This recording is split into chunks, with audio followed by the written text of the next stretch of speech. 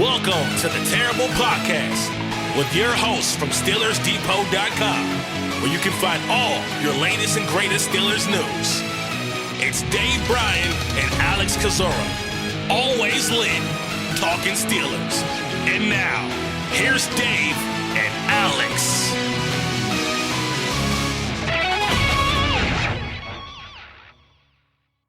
Welcome to the Terrible Podcast, Season 15, Episode 52. He's Josh Carney. I'm Alex Kozora, SteelersDepot.com. Thanks for being back with us this Friday, Steelers Nation. And, of course, it is the marquee heavyweight matchup of the weekend that we'll be talking about today. It is the Mike Tyson and Jake Paul fight, which, of course, is the number one thing on top of everyone's minds. Now, we're talking Steelers-Ravens here for this great Friday show for this Sunday Week 11 showdown. Josh, how you doing? Thanks for filling in. For those wondering, something came up with Dave.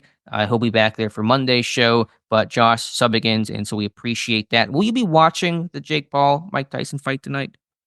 You know what? Probably not. I can't get into boxing at this point, and I just don't like anything the Paul brothers do. But I did say in the Discord channel last night, I hope Mike Tyson puts him into another dimension tonight. So I might just check, Twitter or Blue Sky or whatever social media app we're using these days for the highlights. But thanks for having me on today. Yeah, of course, and that's actually a good thing to mention. It seems to be more popular the last couple of days. Dave, Steelers Depot is on Blue Sky. Josh, you're on Blue Sky, correct? Mm-hmm. Yes. And I just joined, haven't even tweeted it out. I probably will later today. Today made an account late last night. So if you are on Blue Sky, you can find us on those channels and social media handles as well. All right, Josh, let's get into this one. Have a great show today. Have a great guest. Later on, we'll be talking with Jonas Schaefer, who covers the Baltimore Ravens for the Baltimore Banner. We'll get his perspective on all things Ravens, including the status of Kyle Hamilton with that ankle injury heading into this Sunday matchup. As always, we'll start with an injury check of the team and status update on the health of the Pittsburgh Steelers. Alex Highsmith has already been ruled out. He's not practiced at all this week and likely to miss multiple games. Other than that, Pittsburgh seems to be in a pretty good place overall. Michael Pruitt and Cam Hayward did not practice on Thursday, but those guys expected to play. Those are kind of more rest management type stuff. Do want to note on Thursday, Jaylen Warren and CJ Henderson, the cornerback, did not practice. Warren with a back, Henderson a neck injury. Those will be names to watch. Warren, especially Henderson, has not been active this season, and so it's not going to be incredibly consequential to if he plays or not, especially with Dante Jackson tracking the play and Cam Sutton returning. So Warren, a name to watch, but Najee Harris practiced in full. Isaac Seumalo was rested. He practiced in full. Jackson and Van Jefferson had limited practices on Thursday, so they're trending positively. Nick Herbig has practiced in full all week long, and so that's been positive. He's expected to return, help replace Alex Highsmith. And Corey Trice Jr. had his 21-day practice window open, still on IR with that hamstring injury suffered in week 3, but he practiced in full on Thursday, and so there's a chance he could get activated for Sunday's game. So overall, Josh, I think health-wise, Warren a name to watch. Pittsburgh, though, in decent shape.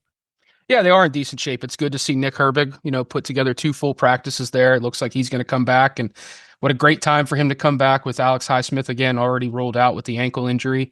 But yeah, Jaylen Warren, it's a little concerning to see him pop up on the injury report with the back issue there on Thursday.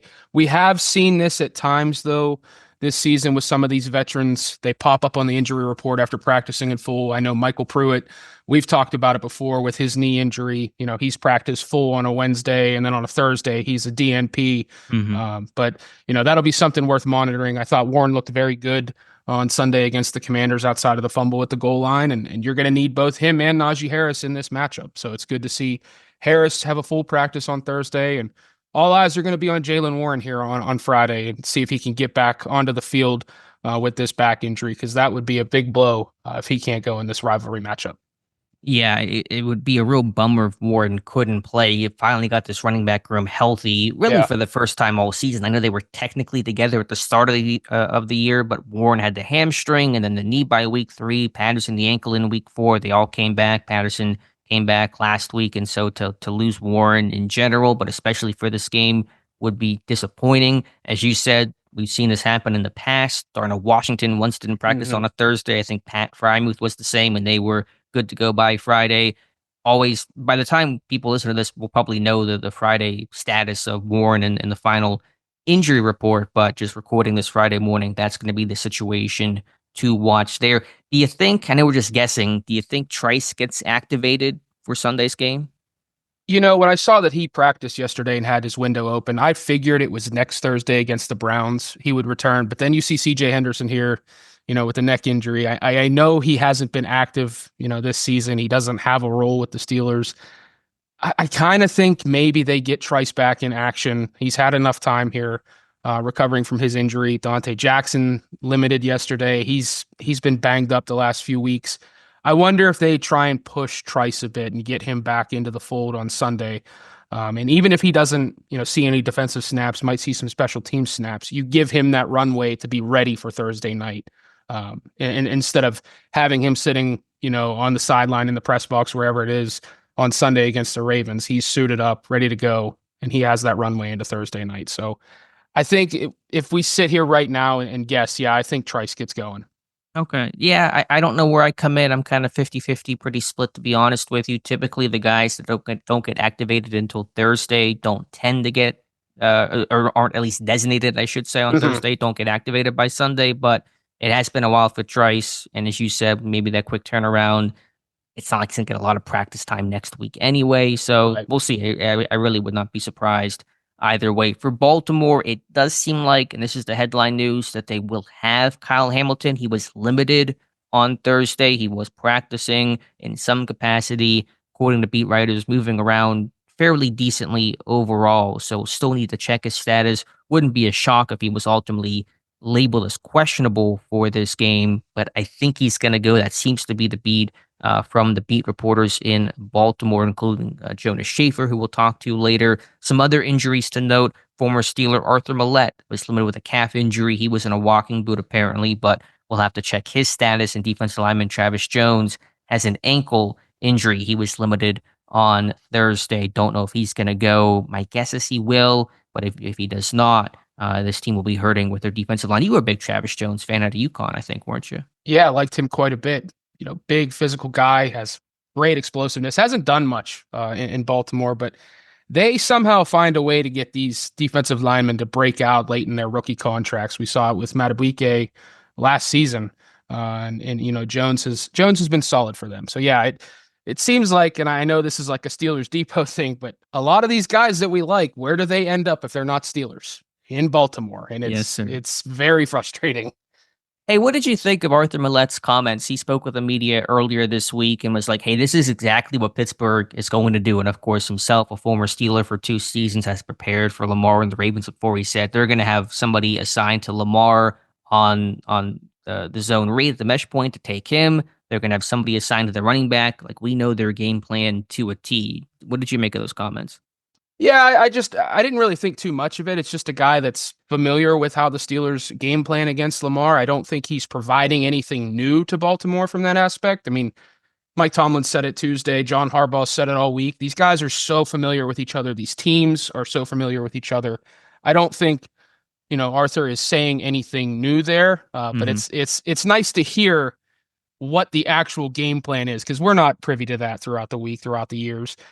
So yeah, I don't think it's anything new that they've done or they're going to do against Lamar, but it's interesting to hear Arthur kind of put it all out there. But I didn't think too much of it because, again, it's Steelers, Ravens. These guys know each other. They played each other a ton.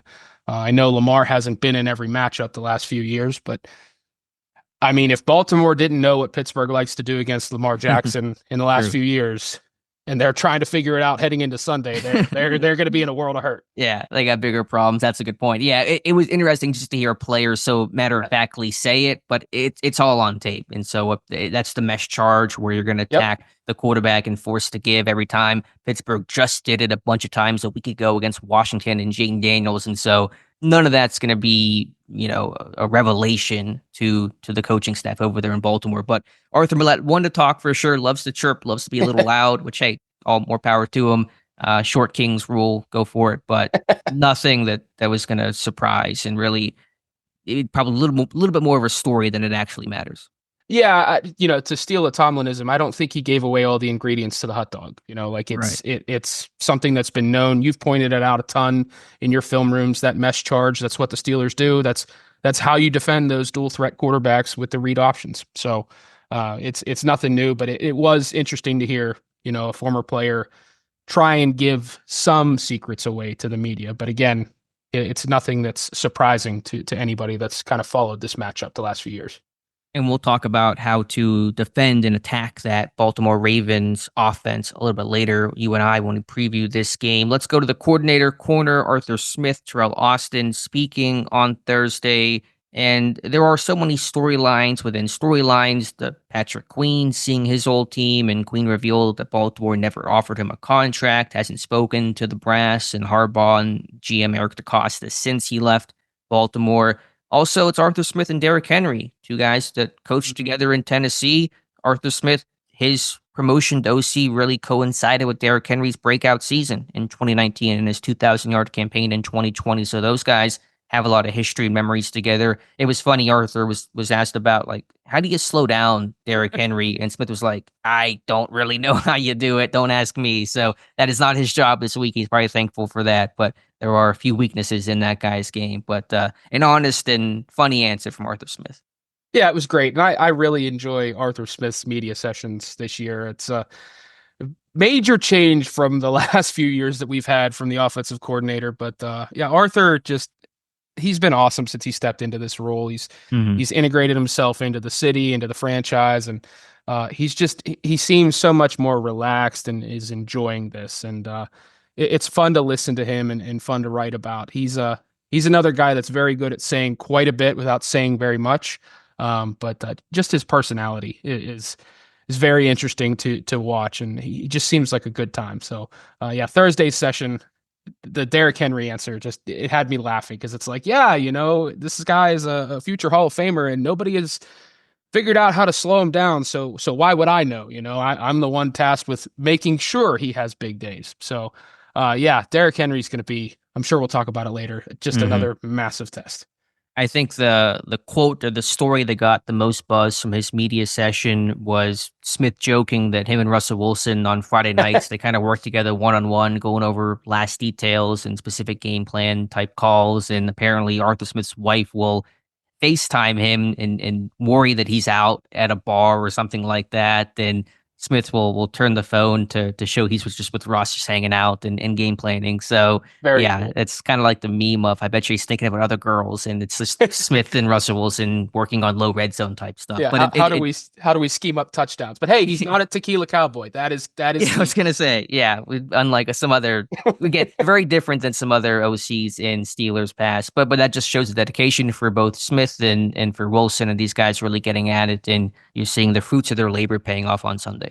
For sure. What did you think of Sports Illustrated listing Arthur Smith as a top head coaching candidate already? Was that surprising to you? I mean, I saw that yesterday and wrote about it. I'm not all that surprised considering the success that he's having, but I saw some of the reaction from readers.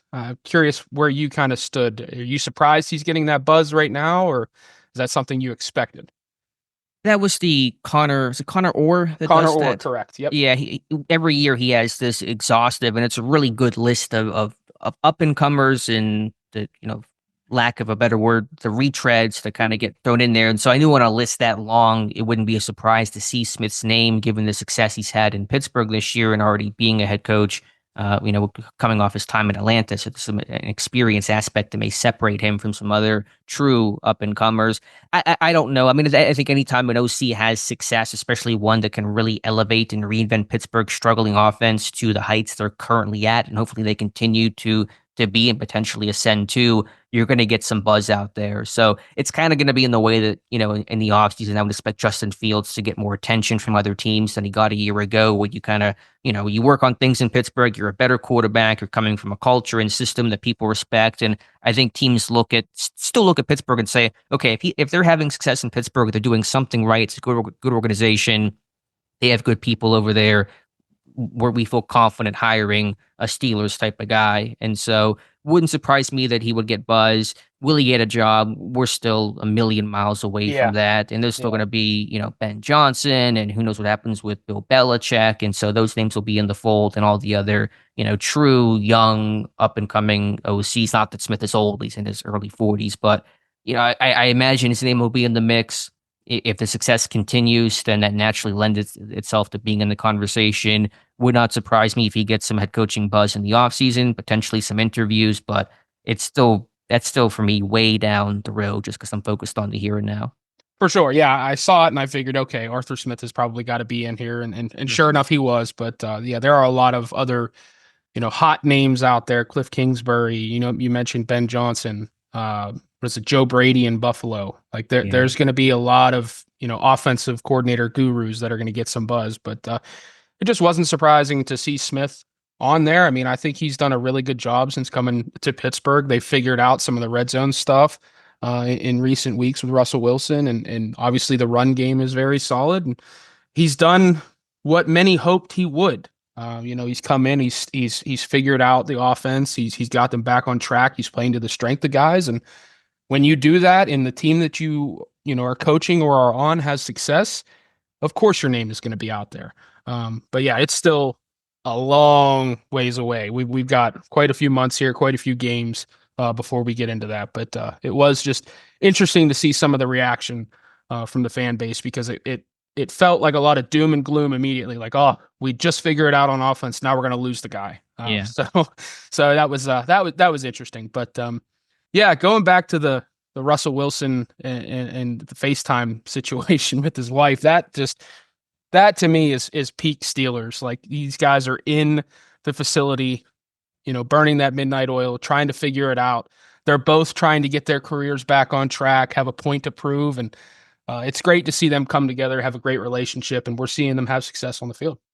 And to be fair, I'm sure that is happening in Baltimore and 30 Sure. other NFL organizations working late on a Friday night. Not uncommon this time of year or any time of year in the regular season in the NFL. You make a good point, though. It is kind of interesting, the parallels between Arthur Smith and Russell Wilson, two guys that were dumped by their former teams. Wilson released, Smith fired, coming to Pittsburgh for a chance for a renewal and to kind of prove that they're better than they were perceived the last couple seasons. You think about the success that Smith had in 2019, 2020 that led him to the head coaching job, all the success Wilson has had in the totality of his career. They want to make sure that people realize that they're still that guy. And so there's a commonality between those guys, probably driving them and leading in part to their success. Yeah, and the Steelers are taking advantage of it. They are the benefactors right now. And, it's interesting to see them kind of have this revitalization. They're both very clearly enjoying themselves in Pittsburgh. Hopefully it lasts a very long time. But yeah, these two were, dumped at the side of the road in a sense. Russell Wilson, there was a lot of talk where his NFL career was basically over. And Arthur Smith was a guy that couldn't figure out the quarterback position and was in over his head as a head coach. And, here they are in Pittsburgh making magic happen. It's very cool to see. And it feels like everything that the Steelers and Mike Tomlin envisioned this offseason is coming to fruition. And I'm happy for Mike Tomlin. Mm-hmm. Yeah, it's well said. And it's interesting because the lasting moment in Denver for Wilson was him getting benched late in the season. For Smith, that was the Saints game, right? Where the Saints had that late touchdown and Smith was pissed about it, after the game. Like, that was the lasting moment for those guys. Nothing positive in terms of the totality of their time in the previous stops, but also kind of the lasting memory of what happened there. And so for those guys, they want that clean slate and to show that they can, be really good coordinators and quarterbacks. And so far it's working out. Arthur Smith talked about, again, the Justin Fields package and the possibility of it. Have not seen it since the team turned to Russell Wilson. Of course, Fields had the hamstring injury in week 8 against the Giants. Smith said, quote, "We've got a package every week, and sometimes it goes back to the flow of the game." Obviously being smart with Justin. Talked about the hamstring injury, but he said, quote, "He'll be ready to go when we need him. Maybe it's Sunday, maybe it's next Sunday. Very confident when we break it out, it will make a difference." And so he says when we'll break it out, not if we break it out. So it sounds like it's still the plan. The question is when it will occur. As Smith says, there's a game flow and game circumstance element to it. I do like, though, being able to at least tease the threat and make teams have to prepare and game plan and spend a little practice time for something that may or may not happen, at the least waste their time. And so there's still a benefit to that, even if Pittsburgh has not deployed it just yet. Yeah, I'd like to see it Sunday. I think just throw something else at the Ravens to have that defense that's had some struggles, have something else to worry about, like you mentioned. I'm curious to see when they do break it out, where it's at, whether it's short yardage or in the red zone, whatever it may be. I'm just a little nervous that it could break up the flow of the offense right now with Wilson. But it makes sense that they haven't busted it out in recent weeks because obviously Justin Fields has been dealing with that hamstring injury, and you'd hate to see him, tweak it or injure it worse on a package designed run when he's the backup. So we'll see when they break it out. But it was interesting that Arthur Smith said when we break it out rather than if. Mm-hmm. So that's, again, like you mentioned, that's giving not only the Ravens but every other opponent moving forward something to worry about. Sure. And I know Baltimore has seen it with Lamar in practice, and so Mhm. it's not going to be new to them in terms of seeing it and ideas of how to defend it. But still, you can make a team spend any sort of practice time on non-base stuff that Pittsburgh is doing. It's all helpful in your chances of trying to gain that little bit of an edge in a game that should be close between Pittsburgh and Baltimore.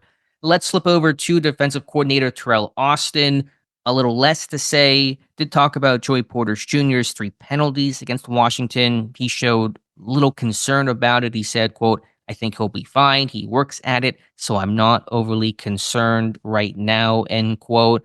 I think that's fair. I think Porter had a miserable game against Washington. The penalties were repeated and unnecessary. It's not like even he got beat. He had good positioning on all 3 of those flags. He just, poor technique and just getting too grabby. But he's from week 3 to week 8, he was only flagged once. And so these things have become popcorn. He got flagged 3 times against Denver. He got flagged once against the Colts in week 4, and then was not flagged until that week 10 game with the trio of them in week 10. So can you find ways to not stack those? That'll be key. But the reality is he's shown he can play clean consistently, and just making sure those bad games don't become ugly ones because he's got a pair of 3 penalty games this season.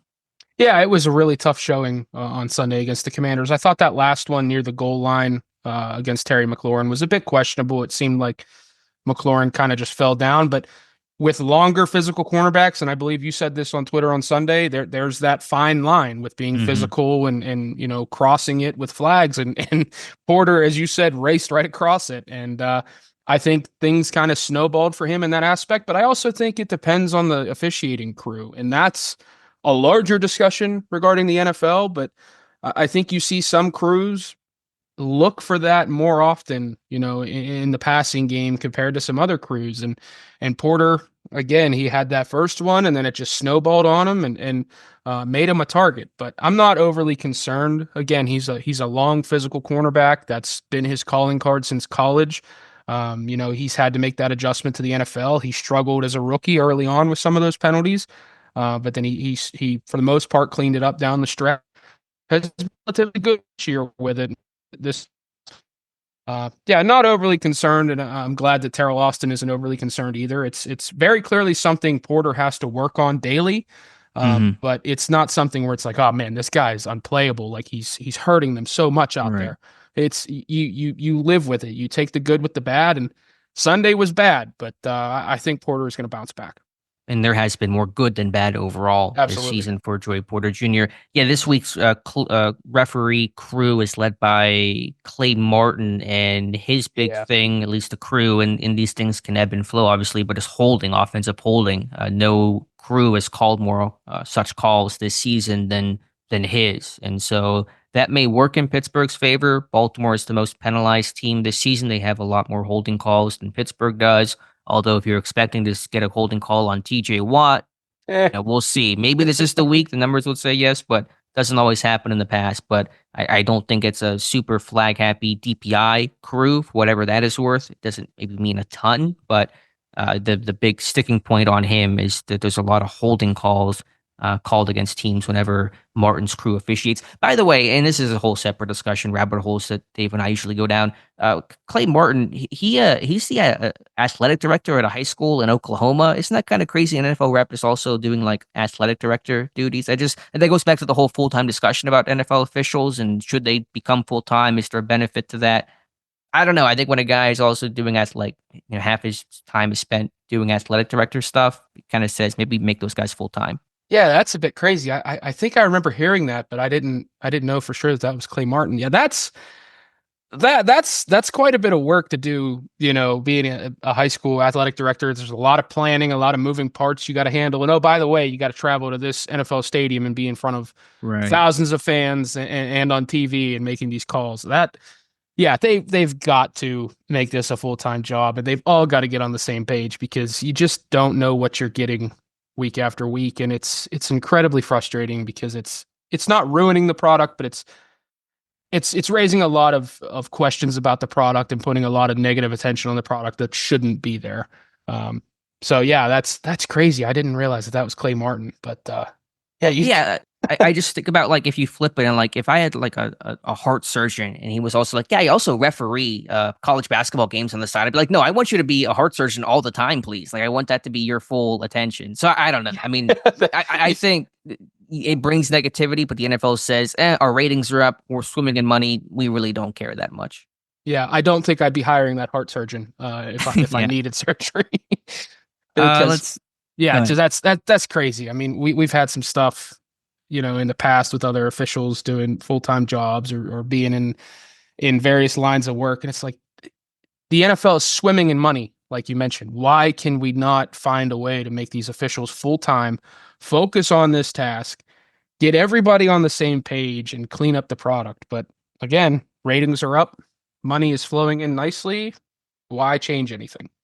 And we're all going to watch, and that's just the reality. Now, again, there is a discussion. Is there a real benefit to making them full-time? I think the people at Football Zebras have said it's actually not going to matter that much in terms of their job and their training. So maybe not, but just a curiosity there. Anyway, going back to Teryl Austin, talked about, does preparing for Jayden Daniels help you prepare for Lamar Jackson, given the similarities in quarterback play and style of offense? And Austin said, with all due respect to Daniels, it doesn't really. And Tomlin kind of had that similar thought whenever he was talking about trying to compare Daniels to Jackson. And, there's a difference between a rookie quarterback who's having a good season overall and a budding 3-time MVP in Lamar Jackson. So I think Pittsburgh's saying that it's not going to make a big difference benefiting from playing Washington last weekend. Yeah, but I do think moving forward, Lamar's going to be the biggest test that they're going to face all year. I think I said that Tuesday in my terrible take, or I'm sorry, Thursday. Even counting Patrick Mahomes, I think Lamar is going to be the biggest test they're going to face. And facing off against Lamar might help you later in the season with a guy like Jaylen Hurts if he's healthy, or, Patrick Mahomes isn't the runner that Lamar is, but he has some ability there. So having this experience with Lamar right now and having this ability to game plan throughout the week and deal with him and look at the tape, I think will help them later on. But yeah, I don't think facing Jayden Daniels on Sunday is going to help the Steelers do anything against Lamar Jackson. I think Jayden Daniels is still rather limited from his rib injury. He doesn't look like the same guy early on in the year.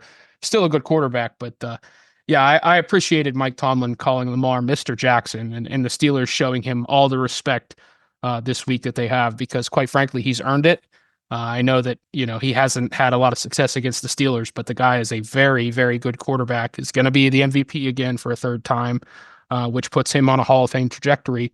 And he is a unique one-of-one guy that they're going to have to find a way to slow down on Sunday. And we'll talk about Mr. Chubb next weekend when Pittsburgh plays Cleveland. I know it's such a small thing, and some people may think this is obnoxious for me to praise Tomlin for, but I actually really like how he calls those star players Mr. Jackson or Mr. Chubb. It's a way to really highlight the star power of them in such a simple way of just saying, Mr. Jackson, Mr. Chubb. It's a way to elevate and separate them from a Jayden Daniels type of, okay, this guy, not that anyone needs to know how good Lamar Jackson is. Everyone is well aware of it, obviously, but it's just the little things like that Tomlin does, even though he's mostly about nameless gray faces, to really highlight the star names of, okay, this is a different kind of guy. it's not going to matter for Cam Hayward, but maybe it matters for Beanie Bishop or some younger guy that's less experienced, new to Steelers Ravens. It's a small thing, I know, but I actually kind of like the way that Tomlin handles those marquee, best of the best type players. I do too. I always appreciate the respect factor that he has for the game and for the history of the game and for the big names in the game and the star players. Like, you can have some coaches where it's like, it doesn't matter who's on the other side of the field. And I know Tomlin does the nameless gray faces and all that, but acknowledging these guys, showing them the respect that they deserve, like, it might not matter in the grand scheme of things, but it goes a long way for his reputation and how people view him. And I think it also trickles down to, like you mentioned, these younger players, like, okay, Lamar Jackson, that's a very big deal. We got to respect him. Beanie Bishop, I mean, he's going to have to deal with Lamar all day Sunday. Peyton Wilson, even, so having that respect factor and taking it seriously and being on, your P's and Q's and dotting your I's, crossing your T's, all that with these guys, that's key. And I appreciate that Tomlin does it. He does it in a respectful way, but he doesn't make it bigger than it needs to be. Like that Mr. Jackson, Mr. Chubb, it gets the point across without having to lavish them with all of this praise. Yeah. And I think it's great. I really do. With Alex Highsmith out and Nick Herbig coming back, but his first game in over a month, you could see a lot more snaps for Preston Smith. Teryl Austin says they're comfortable with giving more on Smith's plate or putting more on Smith's plate this weekend. He praised Carl Dunbar, the D-line coach, and Denzel Martin, the outside linebackers coach, for getting Smith ready for the Washington game, but likely going to play a lot of snaps in this one and needed to have that big body to stop the run. So probably a lot more action for Smith in his second Steelers game. Yeah, that was a hard adjustment for me on Wednesday. It looked like Stephon Tuitt out there at times. It's probably just the number, but the size and everything. Yeah, the size and everything. I was like, wow, that's Stephon Tuitt. But no, it's Preston Smith. And yeah, that trade was shocking, but thank goodness they did it. He made some big plays Sunday and then obviously helped out depth immensely. And of course, they can't seem to stay healthy there. But yeah, I do expect him to see more snaps on Sunday, and having that bigger body will help them deal with Derrick Henry in the run game and hopefully help them slow down Lamar Jackson as well. So I wouldn't put a number on the number of snaps, but he's an experienced guy that's stepped into a system that maybe not from a terminology standpoint he's comfortable with, but just the responsibilities and the play style.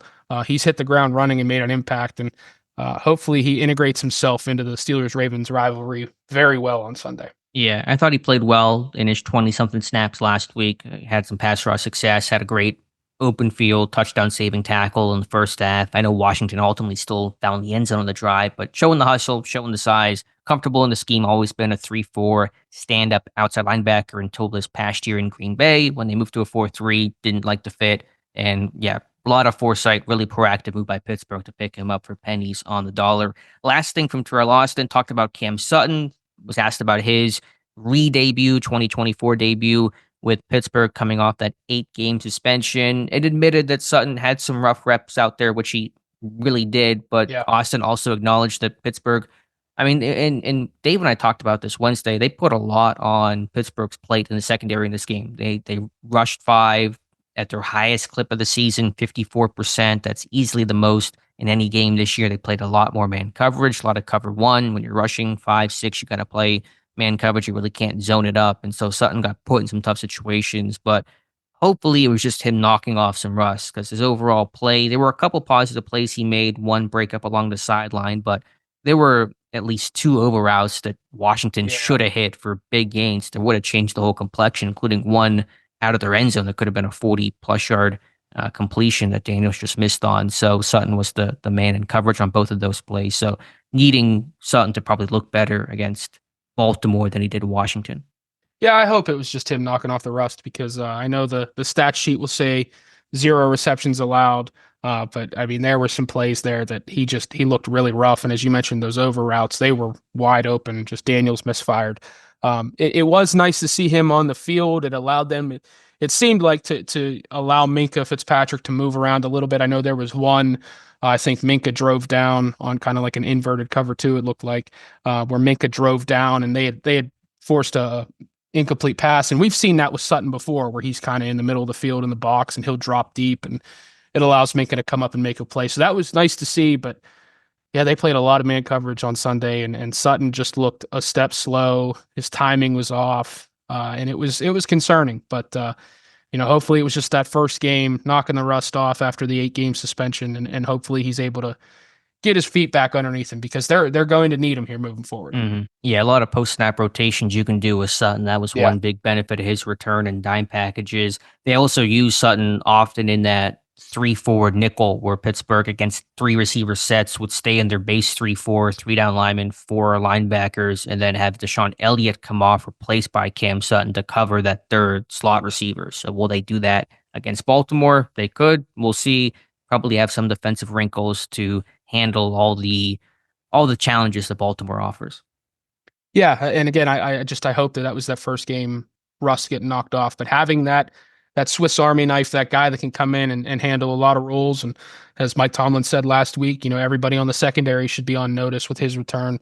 It allows you to do a lot, but he's going to have to play, a solid brand of football to get those roles and handle that workload, because what we saw Sunday was rather concerning. So we'll see what his role is on Sunday here against Baltimore. Again, that's a team he's very familiar with. But all eyes are going to be on him to see if he can get his legs underneath him and get back to that level of Cam Sutton play that many were hoping for when they made that move. Agreed. All right, Josh, let's take a pause here and talk with our beat writer of the week. That is Jonas Schaefer. You've heard him on the podcast before in Steelers Ravens previews. You can follow him on Twitter, and you should, at Jonas_Schaefer. Covers the Ravens for the Baltimore Banner. Let's take a pause and come back with Jonas. And welcome back to the Terrible Podcast. And our guest today is Jonas Schaefer, who covers the Baltimore Ravens for the Baltimore Banner. You can find his work over there, and you can find him on Twitter at Jonas_Schaefer. Jonas, how you doing? I'm doing great, Alex. Great to see you. Yeah, you as well. Big one, of course, that's as always this weekend between Pittsburgh and Baltimore. Let's just start off with Lamar Jackson, obviously having an unbelievable season, likely en route to his 3rd MVP. Has anything changed with Lamar this year compared to last year that has him seemingly playing his best football? Is it something with the talent around him? Did he do something, or is it just everything fitting together perfectly this year? Yeah, I think it's door number 3. He's gotten more comfortable in Todd Monken's scheme. I think his comfort with the weapons, from Zay Flowers to Rashad Bateman to Justice Hill to Mark Andrews to Isaiah Likely has improved. I think even though the offensive line has taken a small step back, I think you still got enough good pieces there where it's not a prohibitive factor. And then what you see from a lot of these quarterbacks who get to this kind of late 20s stage in their career, he just seen so many bullets from so many gunslinging coordinators out there that nothing really surprises anymore. It doesn't mean that he can't be got, but I wrote a story that went up on Thursday, just looking at all the ways in which he's improved from his MVP season last year, and it's incredible. I mean, you look at just his EPA per attempt, and you compare that as a percentile to what every quarterback has done over the past 5 years, any qualifying quarterback, and he's in like the 95th percentile against pretty much every coverage, play action, non-play action, pressured, non-pressured, under center, shotgun. He's become almost like a bulletproof quarterback. Now, that doesn't mean that he can't be gotten. I think a lot of that is just a reflection of how well he's done in some of these truly superlative, incredible games. But he is, I think, a drastically different quarterback in a lot of ways from even the quarterback that Steelers fans saw last year. I know these comparisons are tough to do and probably don't mean a whole lot. It's likely fair to say he's playing better than his MVP season last year. Would you say his play is better than 2019, his first MVP season, the 36 touchdown passing, 1,200-yard rushing campaign? How would you compare this year to then? Yeah, it's a good question. I think I'll answer it by saying that this is probably the first time in Lamar's career that I feel more comfortable in this Ravens passing offense than this Ravens rushing offense. That they're second in run DVOA, but I think that 2019 offense was just such a juggernaut, such a wagon. No one really knew how to prepare for that rushing offense, and I think that made Lamar's life so much easier. on play action dropbacks, but also, he wasn't facing the kind of third and longs that he is nowadays. And, if you could get him off balance in that way, then you could feel okay about your chances. But, they just have so many answers, so many different weapons that 2019 team didn't. I mean, that had Mark Andrews and a young Hollywood Brown, but beyond that, there wasn't a whole lot. So I think, this rushing offense, it's kind of boom or bust. Maybe we'll talk about that. But I think just because of how often they drop back to pass and because of how much flexibility, Lamar has with checking them out of bad calls into better calls with, the RPO game that they've incorporated more over the years. I think there's more flexibility. Lamar obviously has more, just outright control of the line of scrimmage than he ever did in 2019, which is understandable. He was only in his second year there. So right. I think if you were to show, his, play tape to an NFL analyst, an Orlovsky, a Ryan Clark, I think they would definitely say that Lamar's playing better, but that 2019 team was special. I mean, I think they finished first in rushing DVOA and passing DVOA, which is something that's rarely going to happen. Maybe they do that this year, but I think it doesn't really matter because, the coin of the realm in the NFL is passing, and Lamar is a far better passer right now than he was in 2019. Yeah, let's talk about this rushing attack. And part of me just wants to say the word Derrick Henry and just stop, because what else is there to be said? But to be a good podcast host, how has Derrick Henry changed this offense? Well, they're definitely, facing a lot more single high because you're definitely getting a lot of safeties drop into the box who just want to, have that extra guy gapping up the run. And I think they've still been able to have explosive runs because he is Derrick Henry and because Lamar has this gravitational pull on defenses where you have to account for him. Past 3 weeks have not been especially great for this rushing game in general. I think it's just like 4 yards per design carry, less than a yard before contact per carry, which is not great for what this offense can be. But he's just a tremendous red zone weapon. They're first in the NFL and in red zone efficiency. I think it's like over 75% of their trips end in a touchdown. They're obviously really good in short yardage, but just the home run ability that they've shown, that those games against the Bills, those games against Denver, where he's just able to flip the field.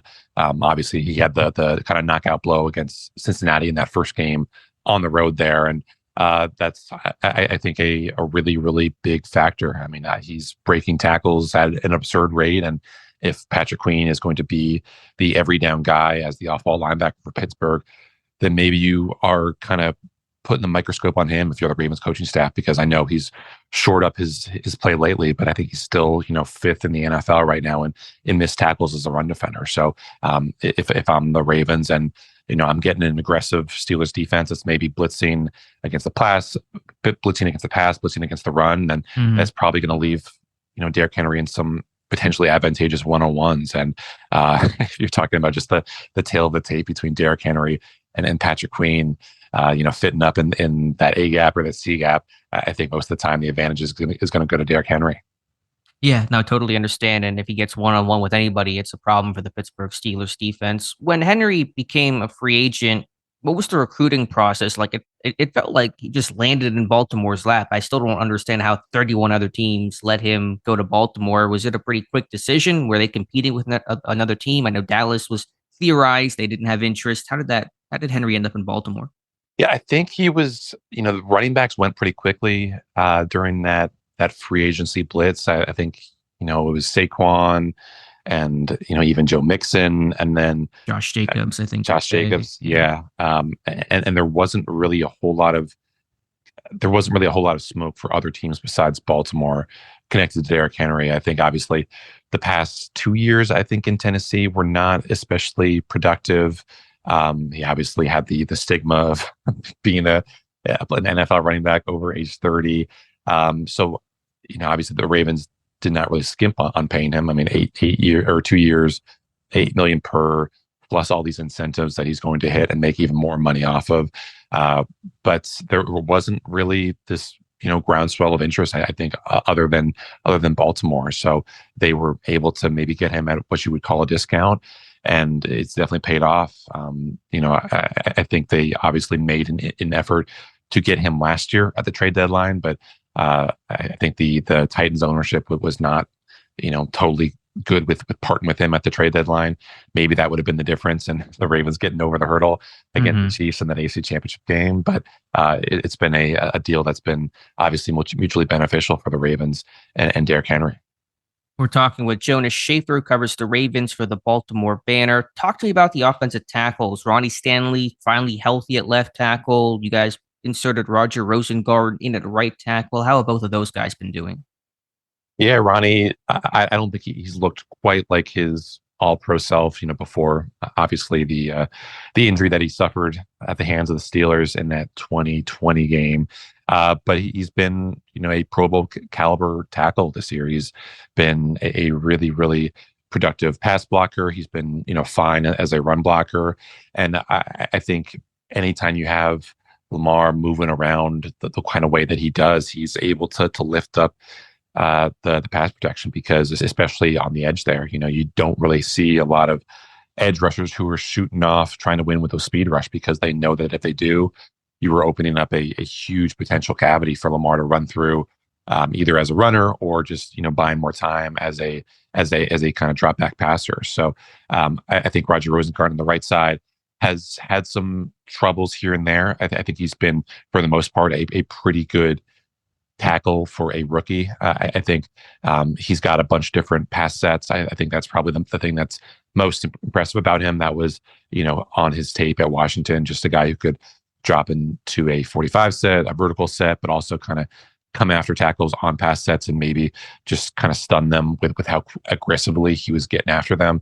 But he, because he is a kind of guy who's light in the pants, can be knocked back with some power, with some speed to power.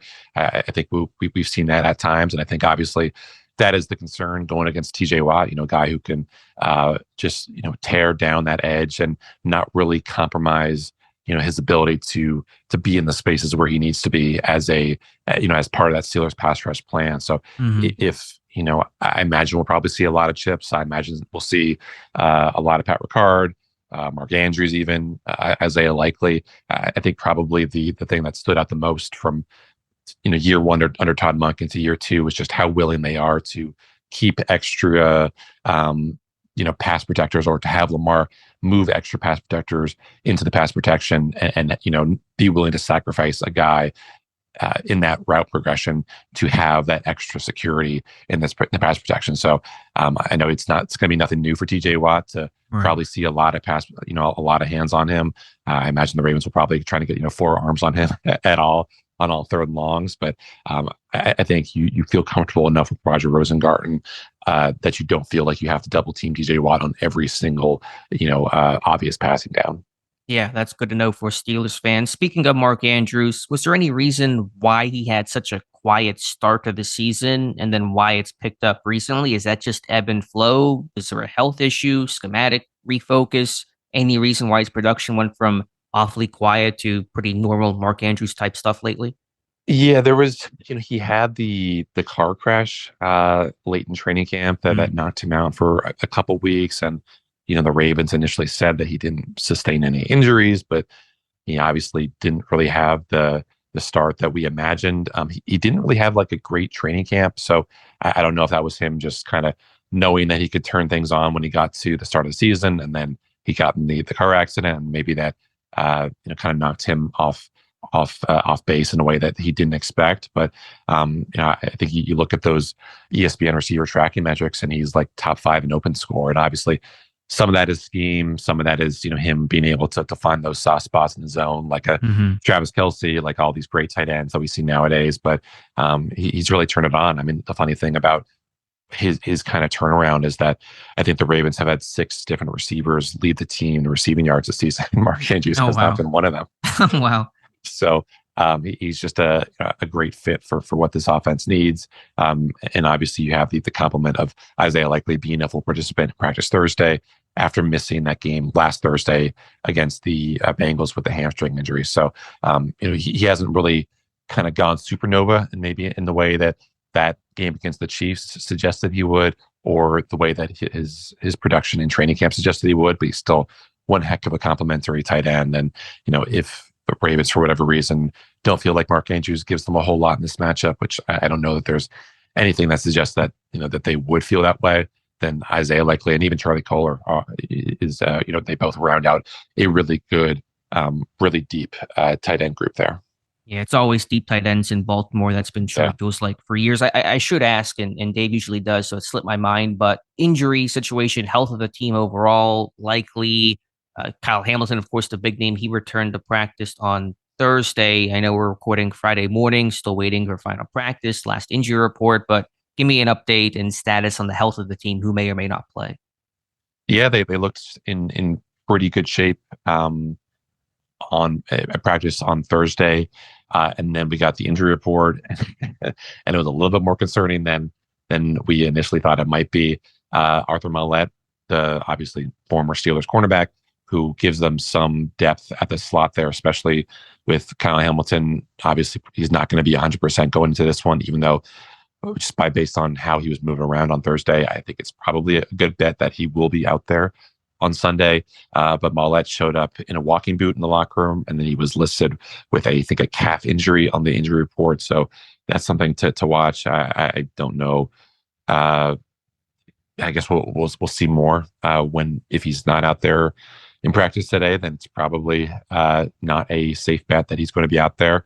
And then I guess I would point Steelers fans to Travis Jones. He's been dealing with an ankle injury over the past couple of weeks. He suffered it.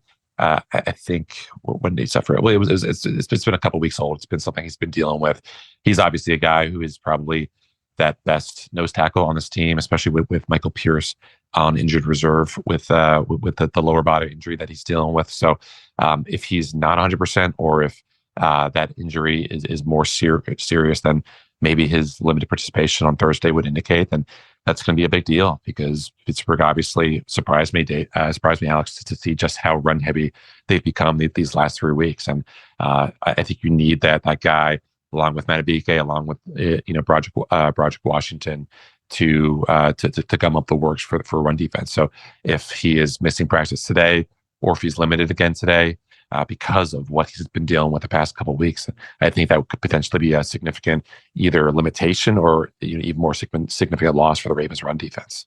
Yeah, it's a great point, because Pittsburgh will want to run the ball, try to keep Baltimore's offense off the field. So just to confirm, Hamilton expected to play. Do you think there could be any snap count limitation? I know Baltimore loves to run those 3 safety packages. Could they do a little bit less of that to try to manage his snap count? Or do you think if Hamilton plays, he'll be in his usual role?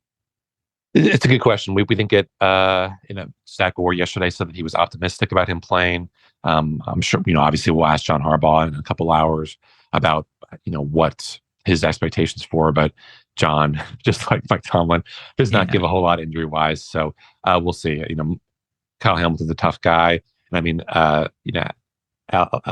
be honest, I don't really, this Ravens defense, to be clear, is much better with Kyle Hamilton on the field than without. But I mean, Russ Wilson doesn't really throw the ball over the middle downfield. So sure. I don't want to say that whether Kyle Hamilton plays or whether Kyle Hamilton is limited to 50% snap count, or whether Kyle Hamilton doesn't play at all, doesn't matter. But I think for the most part, the onus is on, Nate Wiggins and Marlon Humphrey and Brandon Stevens, because where Kyle Hamilton is going to find himself, especially in pass coverage, is really not where the Steelers offense likes to attack with Russell Wilson back there. Sure, that's a really good point. Flipping over, really sticking with the defense, Trenton Simpson, the man replacing Patrick Queen. The numbers look good. How's his performance been? He's been I think better against the run than he's been against the pass. I mean, he's been, I think, kind of just endemic of what this Ravens defense has dealt with, where it's been really talented guys making really flashy plays, especially against the run. But then you see him, in pass coverage, and he is kind of going in weird spots, and you're not really sure why he is in certain areas of the field on certain plays. And I think obviously part of that is just, him being a guy who's going through some of the stuff that Patrick Queen went through early in his Baltimore tenure, where you're just going to have to kind of wear some of these mistakes and hopefully learn from it. And I think probably the biggest compliment to Trenton is that whereas a month ago, 6 weeks ago, the Ravens clearly did not feel comfortable kind of going with that 2 linebacker setup that they did so often last year. There were a lot more dime looks, about a month ago than there are right now.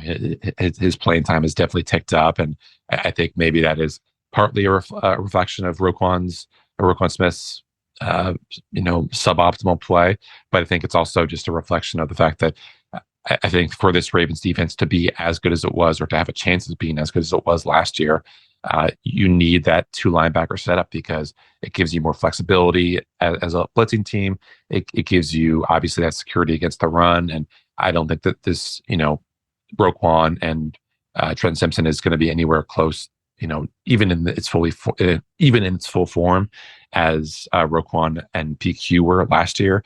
But I still think it's a good sign for this Ravens defense that you have, Zach Gore showing more confidence in Trent Simpson. And, I think those guys are going to be really important against the run. And I think they're probably going to be really good against the run because they've been really good against the run all season. That's an interesting comment about Roquan Smith. You said suboptimal, so his play's been a little bit lesser. Is that related to losing Patrick Queen, or is that? I feel like no one talks about all the defensive coaches Baltimore lost. Is that impacting the defense overall? Because they got just the cupboard cleaned out this offseason.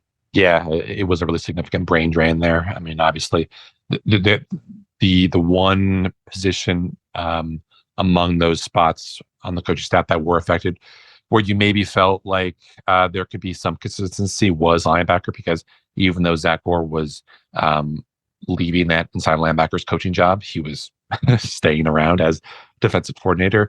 But yeah, I mean, Roquan, I think he's dropped from, a top 10, top 15 PFF grade to I think like 62nd among qualifying inside linebackers. I think he's still been a really, really productive run defender. He's up there near the top of the league in run stops, but he just, last year he felt like a guy who, would be wherever you needed him to be on those dropbacks. He had that incredible performance against San Francisco late in the season. He had that, incredible interception against Tua when that game was still close. But the Ravens they have allowed the most yards in the NFL on passes between the numbers this season, and I don't think they were any close to that kind of level of just deficiency last year. And some of that is, catch and runs. Some of that is check downs. Some of that is deep shots to Jamar Chase and Marcus Williams, just not really holding up his end of the bargain. But there has not really been that same level of security with Roquan Smith being the kind of guy who could anchor the defensive spine for this Ravens defense. And there was an interesting chart that came out, from that guy. I think his handle was "throw the damn ball," and it was kind of surprising because Roquan showed up pretty well in terms of just like the level of separation not created, which is obviously what you want to see. But for whatever reason, the Ravens just have not had that kind of security, and I think Roquan has been tarred and feathered by a lot of Ravens fans this year, because he just has seemed relatively, I don't want to say clueless, but he just hasn't been in the spots that he was last year. And I think, like I said, it might not matter because, as with Kyle Hamilton, Pittsburgh just doesn't attack over the middle of the field. But maybe Arthur Smith, with his reputation as being the guy who can, kind of have linebackers in hell, maybe he changes things. Maybe he changes things up this weekend. Yeah, could be a big game for Pittsburgh Steelers tight end Pat Fryman. With a couple more questions here, speaking with Jonas Schaefer, covers the Ravens for the Baltimore Banner. Jonas, the elephant in the room. I know you get asked about this, I'm sure, 10 times a day. The pass defense, why the numbers so poor? I know part of it is because Baltimore plays from ahead. No team has been thrown against as much this season as Baltimore, but still some of the relative metrics they're not looking good in. I like the talent. I like Marlon Humphrey, Brandon Stevens. I was a big Nate Wiggins fan out of Clemson. What is the issue with the pass defense? It's tough to put your finger on it. I mean, I think I think the big issue for them has been just the downfield passing. I mean, they just have not had a kind of answer against them. I think they were second in the NFL last year in the number of completions allowed on deep shots, which is 20 plus air yards. I think they were behind only the New York Jets, and right now they are worse in the NFL. I think they've already given up more completions on those deep shots than they did at any point last year, and Wow. that has been a problem.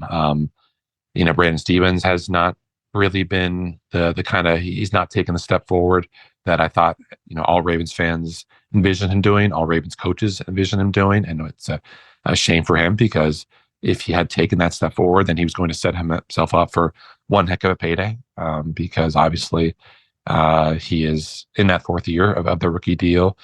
And you've had Marcus Williams be one of the worst safeties in the NFL. Darius Washington, I think, has been good at times, but you don't really want him to be that deep safety. I think the Ravens have played him more snaps on a per game basis than they probably ever envisioned him being. You want him to be in the slot there. And then Eddie Jackson, who I think the Ravens envisioned being the guy that could come in and be the ready-made replacement for Geno Stone after he left in free agency to go to Cincinnati. He's been bad enough. He's been bad enough, just like Marcus, just like Marcus just like Williams? the other Ravens. Yeah. Just that they had to bench him against Denver a couple weeks ago. Wow. So it's not been a productive group. It's not been especially reliable group, and whether the Ravens can shore things up against Pittsburgh, I think it's probably going to be a really, really important it's going to be a really important matchup for the Ravens. Yeah. No, I think losing Geno Stone was such an underrated loss with how well he played for you guys last year. Does Marlon Humphrey, do you expect that he would shadow George Pickens? I was watching the Bengals game last week, and there was a play where Humphrey's in the slot on Andre Joseph-Oss, not Chase. And it was like, what is the rationale there with him struggling? It doesn't feel like Humphrey is really truly shadowing top receivers. Yeah, I mean, I think for the most part, the Ravens stick to what they've done whenever they've been in zone, which is Brandon Stevens is going to be on the quarterback's left side. Marlon Humphrey is going to be on the quarterback's right side. Nate Wiggins is not going to play every snap because, I guess what's going to be interesting to me is with as much, with as many heavy personnel sets that Pittsburgh has run, they are comfortable taking Nate Wiggins off the field, and at that point, it's going to be Brandon Stevens on the left side, Marlon Humphrey on the right side. And so if you're the Steelers offense, you can kind of pick and choose matchups. You can pick and choose where you want George Pickens against this Ravens defense. And I think that's obviously a advantageous matchup for this Steelers defense, because Brandon Stevens has been a lot less reliable than Marlon Humphrey has, who's been a much better player. But I think this Ravens defense, with Marlon Humphrey, it's not really it's been a lot better with him out there than without him. But it still hasn't been the kind of reliable force than that it was at times last year. So Yeah. It's going to be interesting to see how they want to maybe target this Ravens secondary. There's still a lot of talent, still a lot of, as you said, a lot of good guys who just have not really found their way in the way that they did last year. But it's going to be interesting to see how Arthur Smith really goes after this Ravens defense. Just two more questions for you, Jonas. And again, thank you for your time. Usually when we discuss about Steelers Ravens, we talk about how great Justin Tucker is, and I still wouldn't doubt him on any given kick, but he's not been the usual reliable Justin Tucker self. His worst field goal percentage of his career, missed an extra point last week. Is he hurt? I mean, is there something going on with him that is causing Tucker to not be his usual fantastic Justin Tucker self? The big issue for him, basically until last week, was those long kicks. He was making everything, but not really everything, because he even missed a field goal that was less than 50 yards. But he has been a reliable guy from, that 10 to 49 yard range for the most part. But then you spin it forward to that game against the Bengals on last Thursday, and he goes ahead and misses a extra point. And that, I mean, if that extra point miss had proven consequential, which it obviously was not, because the Ravens go ahead and make up for that miss with the 2-point conversion late in that game. But it's been a weird season for sure. I mean, I think the Ravens, he has just not been reliable, and I think that's been such a strange setup. I mean, you look at the DVOA rankings, and I think Pittsburgh is third right now going into this game, and the Ravens are 19th right now in just total DVOA, and that's just Pittsburgh is going to have that advantage on special teams. And that was obviously the spark for Pittsburgh last year in that comeback against the Ravens. Right, block punt. Yeah, the block punt. And it's tough to really put your finger on what exactly is going wrong for Justin. I think when he has missed this season, it has been to the left. He's just pushing it, and it's tough to figure out exactly what's going wrong. And you drop him in Pittsburgh, where it's really, really, really tough to make kicks. Then if this is a close game, then I think you're probably a lot more comfortable, if you're a Steelers fan, with Boswell than Justin Tucker. To be honest, at this point, it just hasn't really unfolded in the way that we thought it would. Just a quick follow-up on that. Have you seen that his struggles from 50 plus change the team's approach? Because it used to be like, once they're past midfield, they're essentially in range and they'll test those 55, 60 plus yarders. Have they been more aggressive on fourth down? Have they punted in situations where in seasons past you would say they probably would have tried a field goal? Or has the approach still been the same with Justin Tucker and the field goals? Not really. I mean, I think Ravens fans are still have this misconception that, as soon as the Ravens get past the 50-yard line or the 45-yard line, then you can throw Justin Tucker out there, and then you are comfortable with him being a guy who can, kick who can handle whatever kick you need from him at the 55, on those 55-yard kicks, on those 60-yard kicks. But for the most part, they are comfortable with him only on, 55 yards and then on 50 yards and then. So it's going to be interesting to see. I mean, I think obviously with Lamar back there and Derrick Henry back there, I think you would much rather take your chances with the Ravens' kind of short yardage operation there than have Justin Tucker be the guy that is going to be responsible for some of those long kicks. But it's going to be interesting to see. I still think the Ravens much rather will take their chances with that short yardage, kind of operation than whatever is going on for the Ravens, short, for their field goal operation. But at a certain point, they're going to have to figure out exactly what's going wrong, and I just don't know exactly what is the answer for this kind of field goal, kind of operation that is just not what it was last year, and it's not what it was in years past. Yeah, and it could be costly in a game that is always close between Pittsburgh and Baltimore. My last question for you, Jonas. As usual, we ask about score prediction, if you have one. If not, just keys to the game. What is going to be the important parts aside from kicking to determine this one, and a score prediction if you have one? My prediction, and I feel I do not say this with any confidence. I do not say this with any security. I think the Ravens are going to win this by the skin of their teeth. That it's going to be Ravens 27, Steelers 24, but every single prediction that I've made for the Ravens games and these AFC North games has been just a total.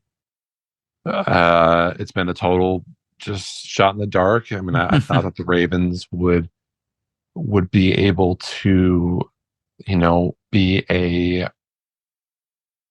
I thought that they would be more reliable against the AFC North teams. I thought that they would have no trouble whatsoever with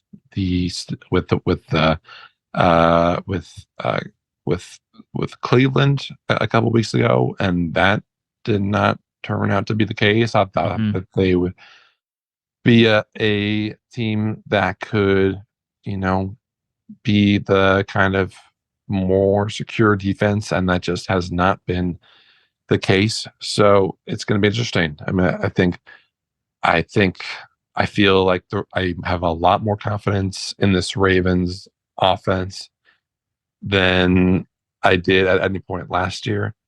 And it's going to be a situation where, if the Ravens take care of business, if they, take care of business, especially with this Ravens, passing, excuse me, if they can avoid, what was the issue for them last year, then I think the Ravens feel like they can kind of take care of business, but it's going to be a situation where, I don't know. I mean, I think the Ravens have done a good enough job against the Steelers, but you look at what the has given the Ravens trouble, and I think I wrote it. I'm bringing it up right now, Alex, and I think you look at what just the Ravens have been able to do, and against the Steelers, and he has had the sack rate against the Steelers is 13.2%. That is the highest against any opponent.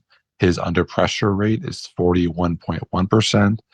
That is the third highest against any opponent over his career. Or his under pressure rate is 41.1%, third highest against any opponent. And then obviously you can't really blame him for this, but the receiver's drop rate is 8.9%. That is almost double.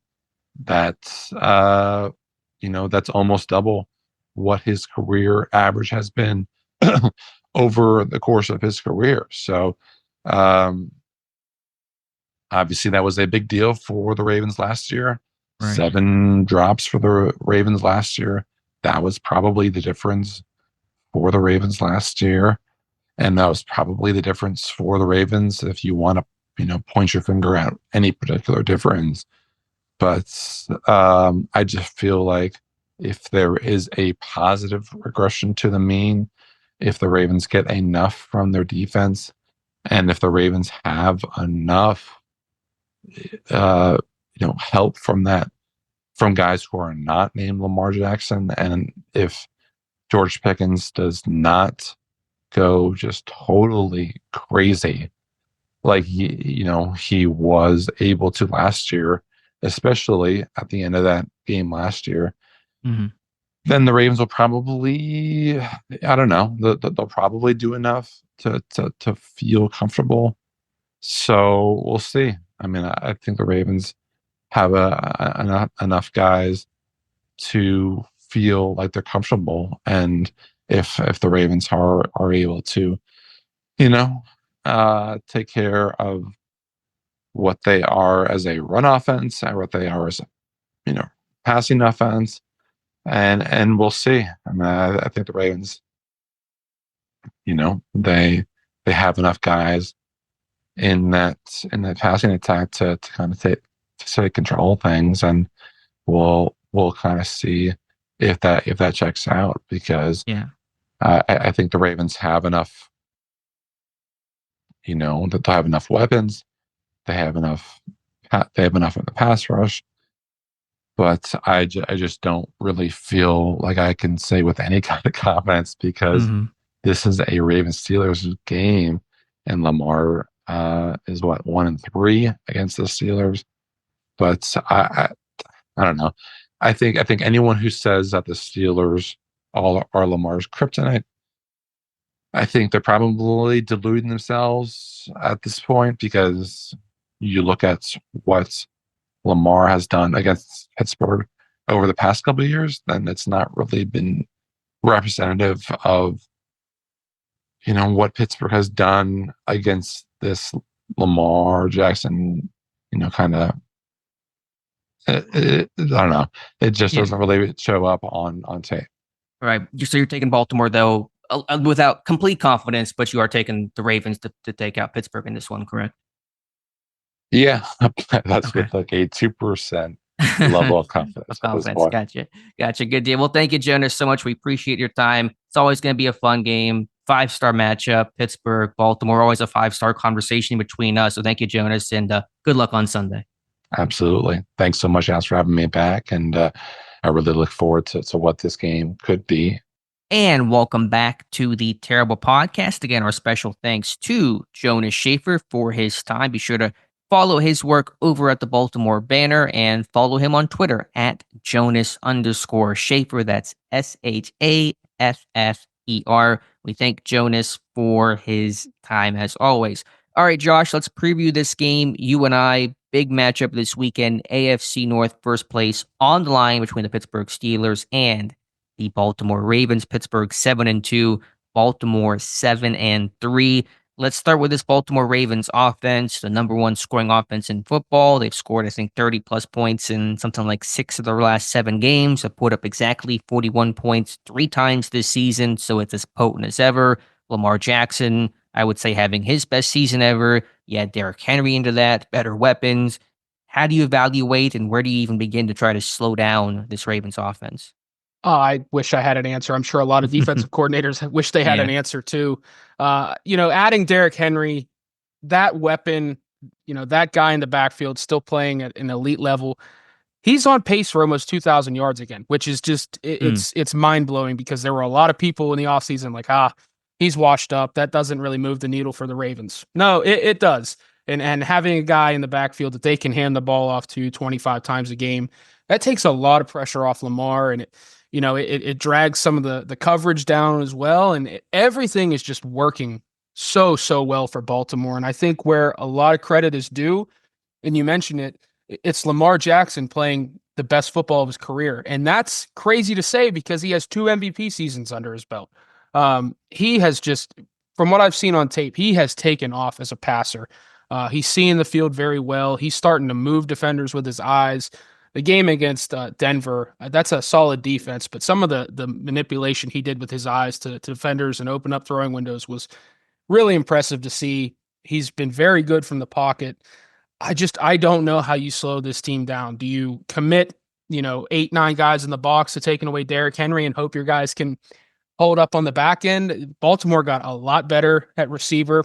I know there's some controversy with Mike Tomlin's comments this week about Deontay Johnson, but adding that type of talent to the receiver room with Zay Flowers and Rashad Bateman and Nelson Aguilar, you're kind of just pick your poison at this point with Baltimore, and nobody has figured out a way to slow them down. But the good thing is, and I'm sure we'll talk about it when we talk about the defenses, you're going to have to win a shootout. I don't know if I'm all that comfortable with the Steelers playing that type of football, but this Ravens offense under Todd Monken, they are rolling. They are firing on all cylinders. I don't have a good answer for how you try and attack this team and slow it down. If I did, I'd probably be an NFL defensive coordinator because these guys are really impressive. What would you do, Alex? It's tough. I mean, I think and it's obvious you can't just do one thing. You can't just have one idea of how to attack it. In the past, and we've talked about it, including in this show, you often would take away Lamar's legs. And Tomlin has said that's one reason why some Ravens running backs have had success against them over the years. J.K. Dobbins, Gus Edwards, because you've so focused on either that was Lamar or the 1 year, I think in 2020, RG3, You've done everything in terms of mesh charge, slant scraping to make sure the quarterback run element is minimized in the way it was with Jaden Daniels last week. But when it's Austin Eckler, you're comfortable letting that guy try to beat you. It's a different story when it's Derrick Henry, a guy that you know can beat you. Because if you mesh charge, then you're playing run defense with 10 against one of the top 2 running backs in football in Henry. And that is a matchup you're going to eventually probably lose out on over the course of a game. So it's I wonder if in this game, because Lamar has felt like he's run a little less this year. They've run, to me, it feels like a little less read option. They use it more in those critical, weighty downs, third and short type stuff. I wonder if you say, okay, Lamar, we're going to allow him to do a little more damage in this game, and you key in on Derrick Henry a little bit more, because not only is Henry such a rushing threat, there's a force multiplier where he wears you down over time trying to tackle that guy, game over game. And if it's one-on-one open field tackling, both guys are tough to stop. It's not an easy decision, but I think you'd rather take his chances with Lamar, who's maybe a little more conservative, has had a knee issue, has not always practiced and missed some time, maybe not quite where he's typically at as a runner, not as potent as he was in 2019, for example, where he had that 1,200-yard season. So I wonder if you spend a little more attention and time on Derrick Henry, but the answer is there is no easy answer, and you can't just do one thing. There'll be some mesh charge. There'll be some, pack in the box. There's going to be some slant and scrapes.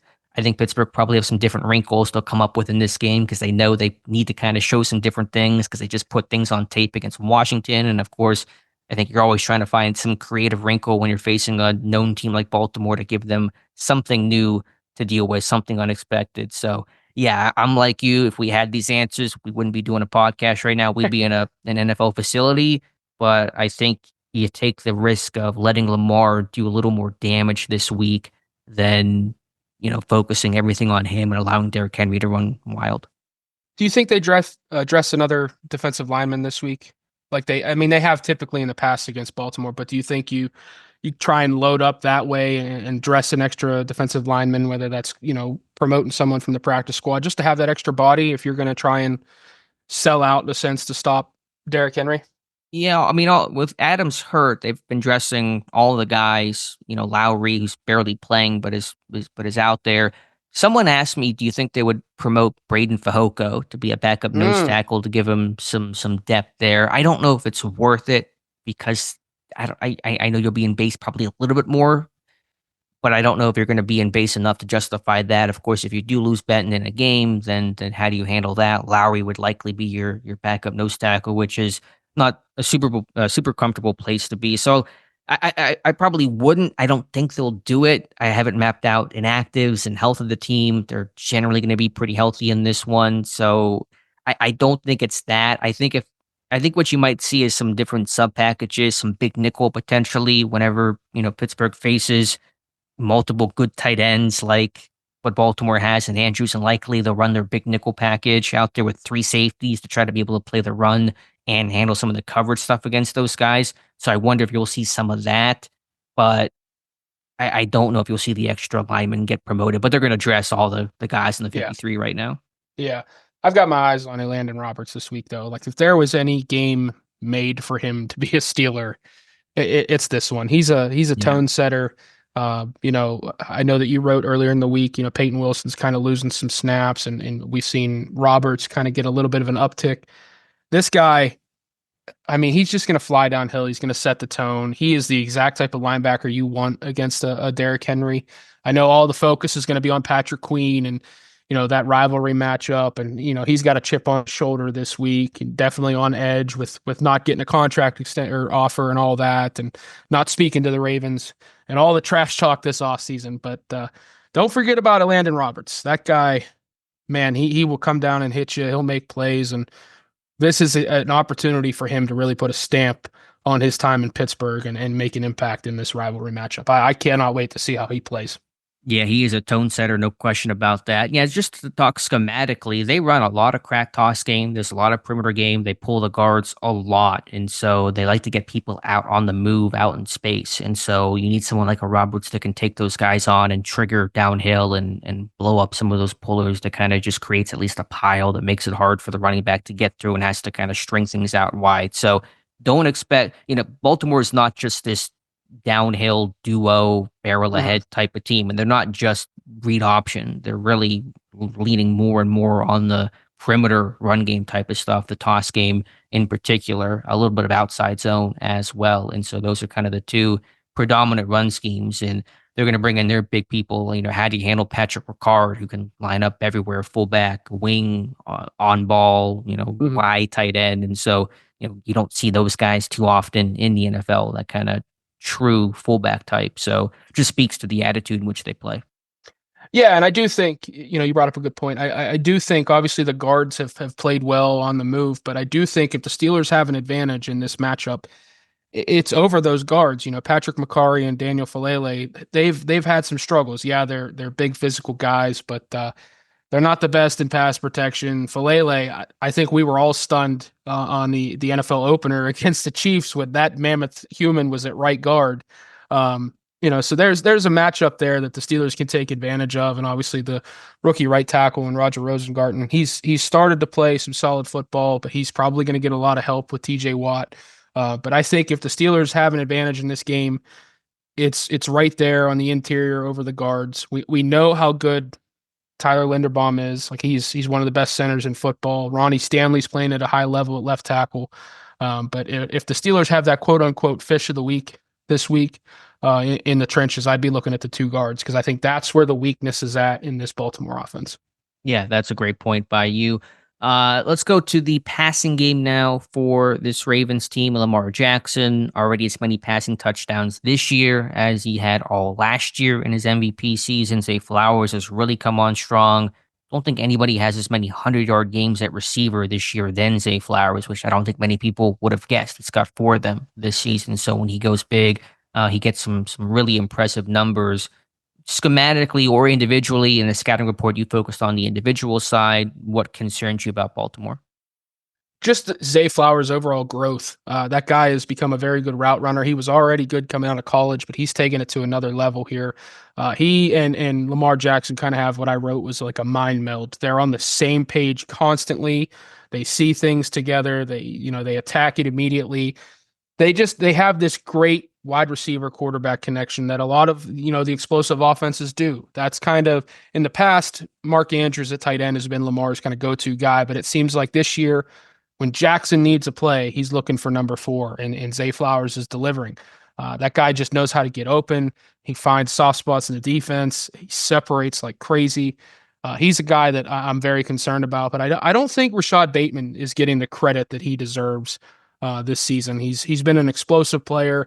I've seen some people kind of calling him like a one-trick pony, but that guy has taken a step up as a route runner.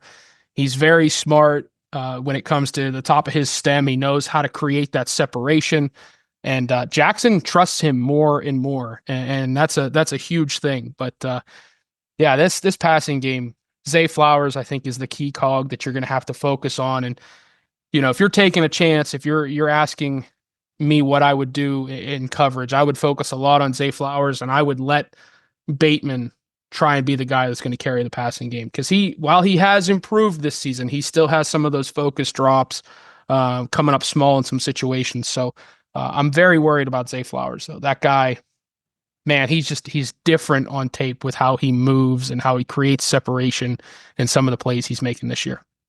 I'm really curious to see what game plan schematically Pittsburgh comes out with in this game. Do they run the cover 1 man heavy 5-man pressures as they did against Washington and really kind of rush to contain Jaden Daniels, which worked fantastic? I mean, kudos to them. It was a great game plan and a change up from what Pittsburgh is comfortable and used to doing. Did they do the same against Lamar, or do you, as most teams, I think, instinctively want to do against mobile quarterbacks, is play zone, keep eyes on the football, be aware of when Lamar breaks the pocket and be able to match that? I don't know which direction Pittsburgh will go. Again, there'll always be a combination. It won't just be 100% zone, 100% man, 100% blitz, or 100% drop seven. But I wonder what the overall philosophy will be this weekend against Lamar. Yeah, I hope they play a little more zone than they did man this past week, because I just don't think they have the guys right now to hold up consistently in that heavy man coverage right now. As I mentioned, Flowers, he is a very good route runner, creates a ton of separation. I'm concerned that I don't think Joey Porter Jr. or Dante Jackson can hold up consistently in man coverage against that type of receiver. I would take my chances if Rashad Bateman was the top guy there and Flowers wasn't available. But yeah, the whole, cover one and blitzing concerns, because I don't think they have the guys right now to hold up long enough and consistently enough in man coverage. I kept meaning to, and I just literally right now, as you were talking, Josh, got around to looking up how Pittsburgh approached Lamar last year in that Week 5 game. He did not play in the finale where Snoop Huntley came in with the Baltimore clinching the 1 seed. I don't know the man zone covered splits, but they sent 5 rushers or more. What is that? 57.8% of the time, 26 of 45 opportunities. And I imagine they were playing a lot of man coverage on that. When you're rushing 5-6, you're not going to be able to zone it up. So it did, but there was also like Baltimore dropped a ton of passes in that game. I think didn't Zay Flowers, was it Zay that had that one downfield that should have been easy completion? I know he had one, and I think Aguilar had 3. Yeah, you're right. Aguilar did have a bunch of them, which is kind of what he's been known for. So it worked and it didn't at the same time. And so I wonder if they're going to change up the approach, because Baltimore saw it last year, and I think Pittsburgh still kind of got fortunate to not get burned more by it. They just did it against Washington, and so you probably wonder Baltimore is probably expecting that, ready for that, and trying to counter that. And with how well Lamar is throwing the football with the weapons he has. I thought Merrill Hodge made a really good point that was kind of in my head, but he said it better than I could probably articulate, that Baltimore won't miss on the chances that Washington missed on, where Daniels just, there was the Ertz drop. There was the 2 incompletions on the over routes that were just slightly off the mark. In all likelihood, Lamar's, he's playing at a higher level, is going to hit those plays. And so if I had to guess, I know it sounds counterintuitive, and I really like the idea that Pittsburgh was able to rush to contain Daniels, and there's a lot of value in keeping, Lamar in the pocket, obviously. But I think they're going to switch things up. I think they're going to play more traditional Steelers defense, dropping coverage, playing zone, and giving maybe Baltimore a look they're not expecting. That's just my guess. I hope that's what happens. I think that's, if you have a sound logic plan of attack for this offense, that's got to be what it is, where you rush for, you hope your big names up front can win those matchups, and then you keep eyes on Lamar and in coverage. And yeah, I think you let him scramble a little bit more, take off, pick up some yards here and there. But I don't want to see, blitz heavy and have a lot of guys running free because the Steelers can't hold up in man coverage on the back end. That would be disastrous, because we saw it Sunday against Washington. We just got lucky that, the Steelers got lucky that some throws were off target and guys were dropping passes. And that's a great recall by you from last year, Week 5 against the Ravens. So definitely hope they change things up and throw a new wrinkle at Lamar and try and get that offense off track. I know it sounds crazy, but just to reiterate my point, and I'm kind of feeling it the more I talk about it with you here, Josh, is I think this is a game where you let Lamar's legs be more of a factor, because his arm is more of a factor than it was in past years. And so, he's hitting the chunk plays downfield, and he's got the talent. And, we'll see what role Deontay Johnson has in this game. I think he will have an expanded role as he's gotten more practice time. Getting traded over midseason stuff, and then that second game was on a Thursday night against the Bengals, so there really weren't many more practice opportunities for Johnson to get involved and assimilated into the system. Now he actually has the whole 10 days, the bonus day they had on Tuesday. I think Johnson will have a bigger role. So I think in the run game and even the pass game, again, not that you want Lamar to run around, it's a challenge for sure, but I think this is a situation where the equation has changed a bit, where you sit there and say, if we have to, you can't stop everything. If you go into this game saying we got to stop everything, you're going to stop nothing. It's one of those, like, if you hear everything, you hear nothing kind of things. And so you have to kind of pick and choose what you're willing to sacrifice. I think you're willing to let Lamar, have a 80-yard rushing day to prevent Derrick Henry from having a 150-yard rushing day and from Lamar having a 300-yard, 3-touchdown passing day. I wonder if the Steelers borrow, some ideas from the Chiefs from week 1. I know week 1 was a long time ago. The Ravens are a better offense than they were, but it felt like that week 1 game, they let Lamar be Lamar as a runner. And I think he had like 15 or 16 rushes. But they kept him in check in the passing game until the very end when they were an inch away from tying it. But the Chiefs bottled up Derrick Henry. They kind of let Lamar be Lamar. They kept a lid on things. I wonder if the Steelers kind of go back to that week 1 matchup and maybe try and borrow some pieces here. I know, again, week 1 to week 11, a lot can change, but there were some principles there that while you were talking, I kept thinking about that Chiefs matchup and how they attacked Baltimore.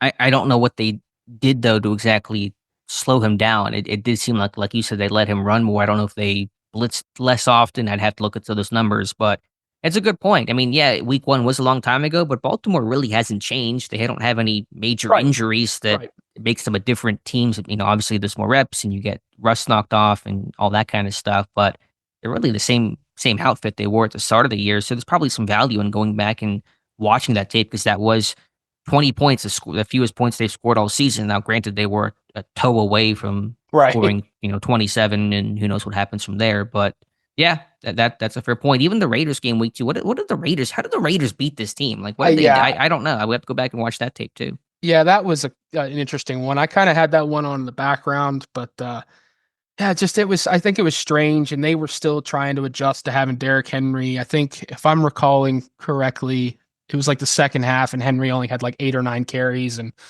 people were like, "You got to run the football." And then they obviously found their footing and taken off. But just while you were talking there about how you attack him and attack the Ravens and maybe let Lamar be Lamar, I had the Chiefs game in my head, and I'm gonna go back and watch that one here this afternoon and kind of see what Steve Spagnuolo did to try and slow them down.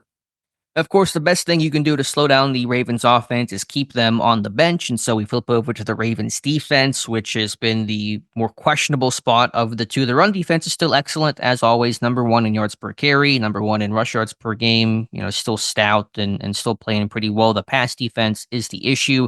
I do think, as Tomlin pointed out, there's a bit of context there. Baltimore plays with the lead. Teams throw late. No team has been thrown on as often as Baltimore. Nearly 400. I think it's almost 400 attempts already this season? I forget the number, but it's a bunch of them. So there's certainly some context there, but the secondary has struggled, and I think Pittsburgh's MO is to have some long, sustaining drives, control time of possession, and limit the number of snaps that Lamar and Derrick Henry and company are physically out there. Yeah, I don't want to see this team run the football and bang their heads against the wall against this Ravens defense. But yeah, as you mentioned, there's context needed there when it comes to the worst pass defense in football. They're consistently up big. Teams have to throw to try and come back. Of course, you're going to give up yards late. But if you want to try and slow down Baltimore's offense, possess the football. So again, as we talked in the beginning, we'll see, what Jaylen Warren's status is, but Najee Harris has been playing well. I think last week, I just think it was circumstance.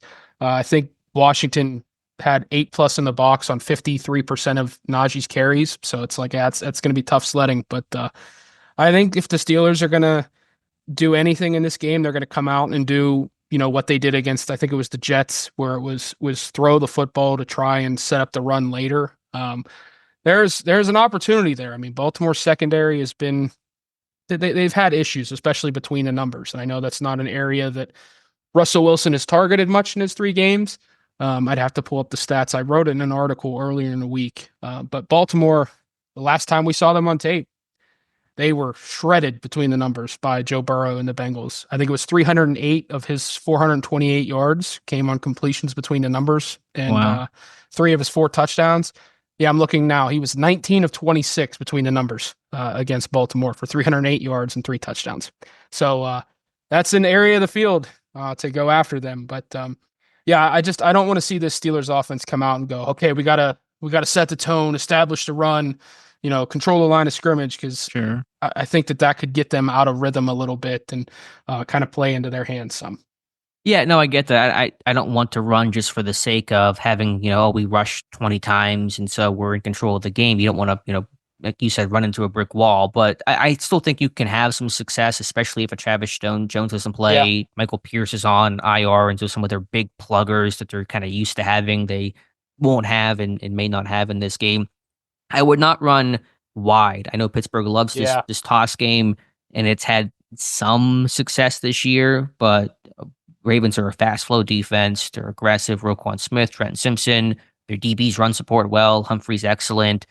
Stevens is, I think a capable run stopping corner on the outside. So I think you have to keep this one a bit more along the interior. I think some of the wham crunch stuff that Pittsburgh has occasionally used can have some success. I've seen the Bengals be able to kind of pop a little bit against them, against Baltimore with those kind of wham where you're ear holings. This is 3-tech on some of those kind of quick hitting down blocks. Pittsburgh has been so close to breaking off some of those runs this year, including one last week that just there was a missed block by Broderick Jones. And had that one even be just been serviceable, then that play would have gone for a lot of yardage. And so you may use some more trap game, but I think probably rushing along the interior. And yeah, I agree. You can't just, run for the sake of running. But if Pittsburgh can't run, even with Baltimore's pass defense, even with Russell Wilson's play, it's going to be a long day. Pittsburgh has to be able to run the ball to some success, to some measure to be able to, win this game.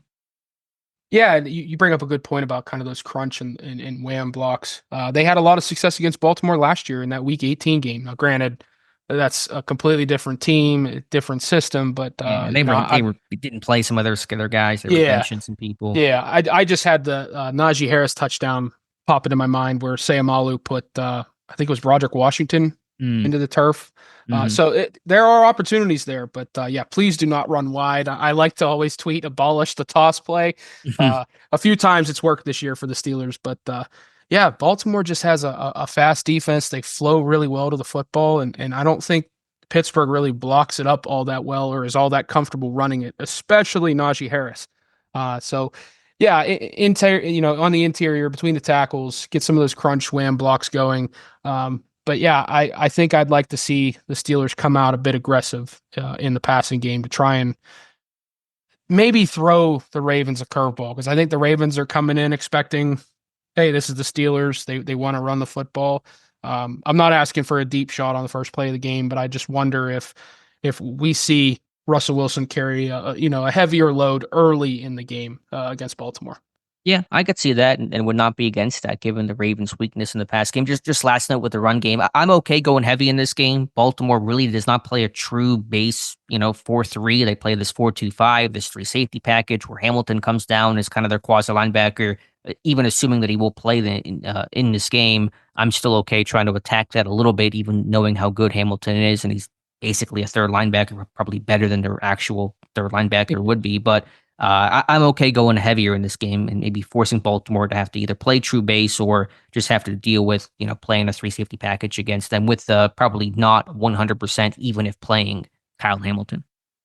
Yeah, I like that. I would like them to kind of come out and you could still throw out of that heavy package too. But for sure. Yeah, get Baltimore to get into something that they might not be truly comfortable in and put some stress on a guy like Kyle Hamilton if he does go to kind of play in that box and play that physical brand of football that the Steelers are going to try and bring to the table. But yeah, that would be something to watch to see if they can get Baltimore to kind of shift philosophy there and get into something they're not truly comfortable in early on. Now, I think in the past game, as you said, can you win down the middle more than Pittsburgh is used to targeting? I think Pat Frymuth could have a day in this game. Jonas talked about Roquan Smith struggling this year. Can this be that real big breakout game for him? I think it could be. I think the opportunity is certainly there. They have had serious struggles between the numbers.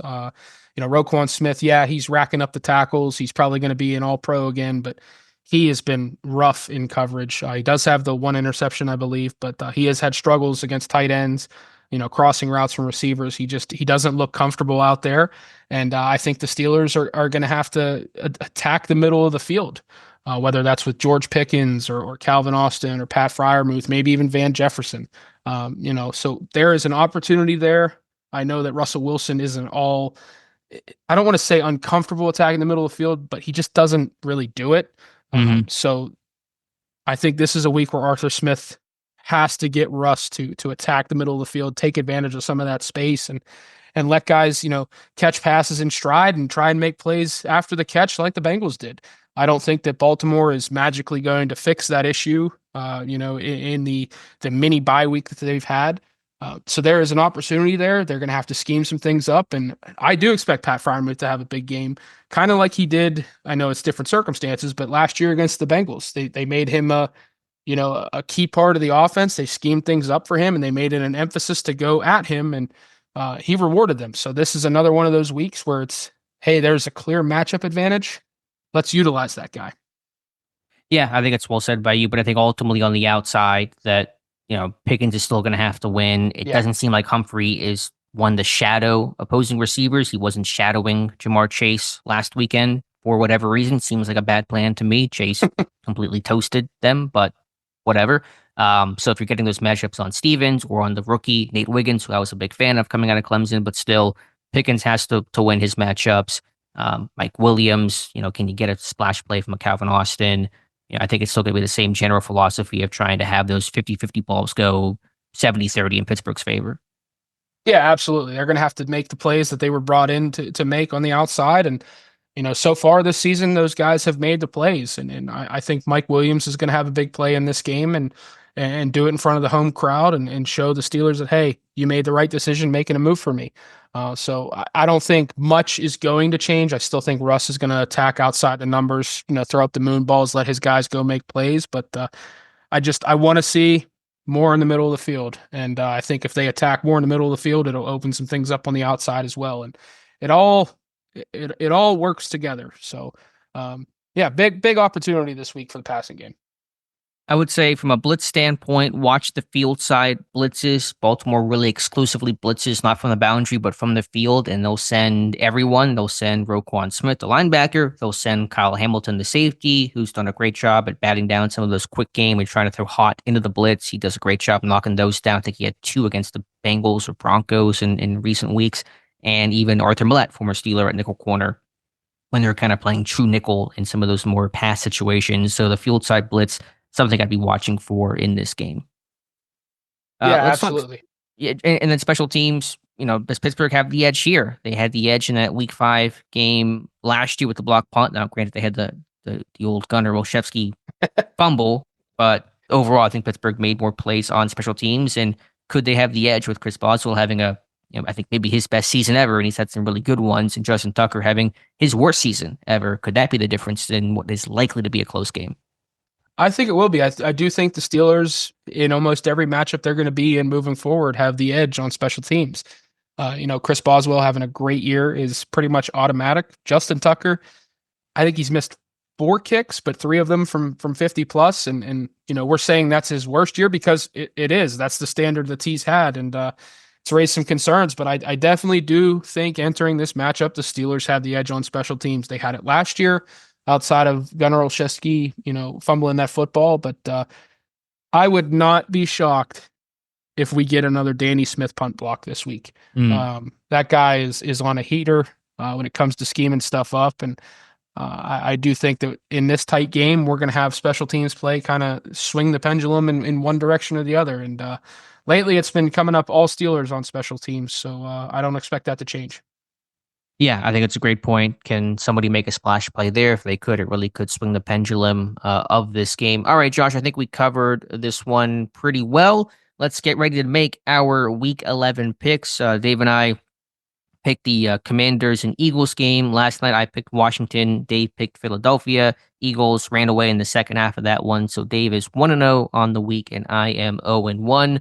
We'll wait, of course, on the Ravens and Steelers game and pick that one last. Let's start here, Josh. And neither of us are exactly the biggest betting experts, so take everything we say here with a big old grain of salt. But we'll take the Lions and Jaguars. Sunday, 1 o'clock. Lions heavily favored by 13.5. Who are you picking?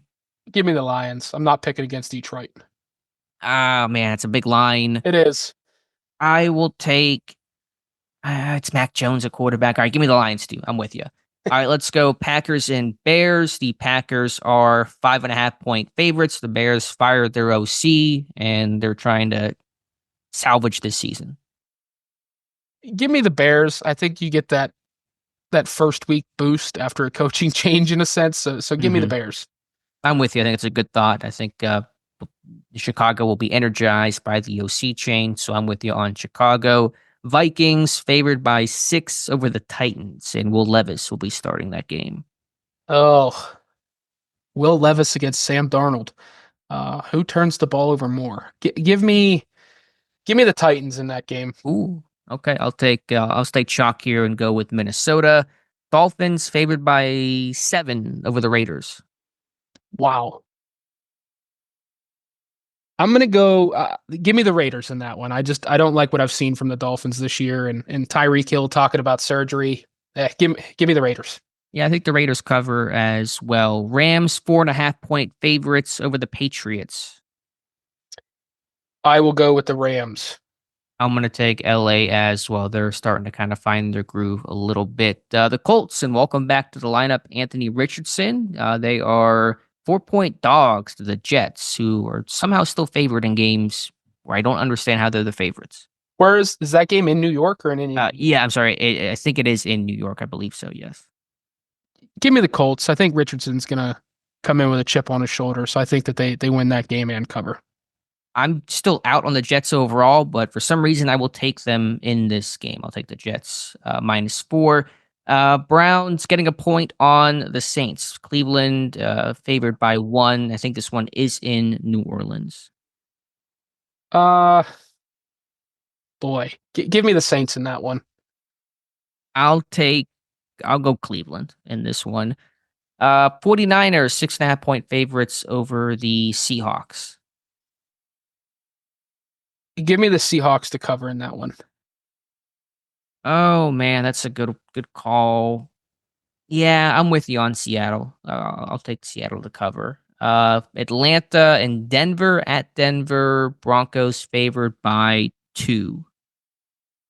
Wow, the Broncos are favored in that game. Give me Atlanta.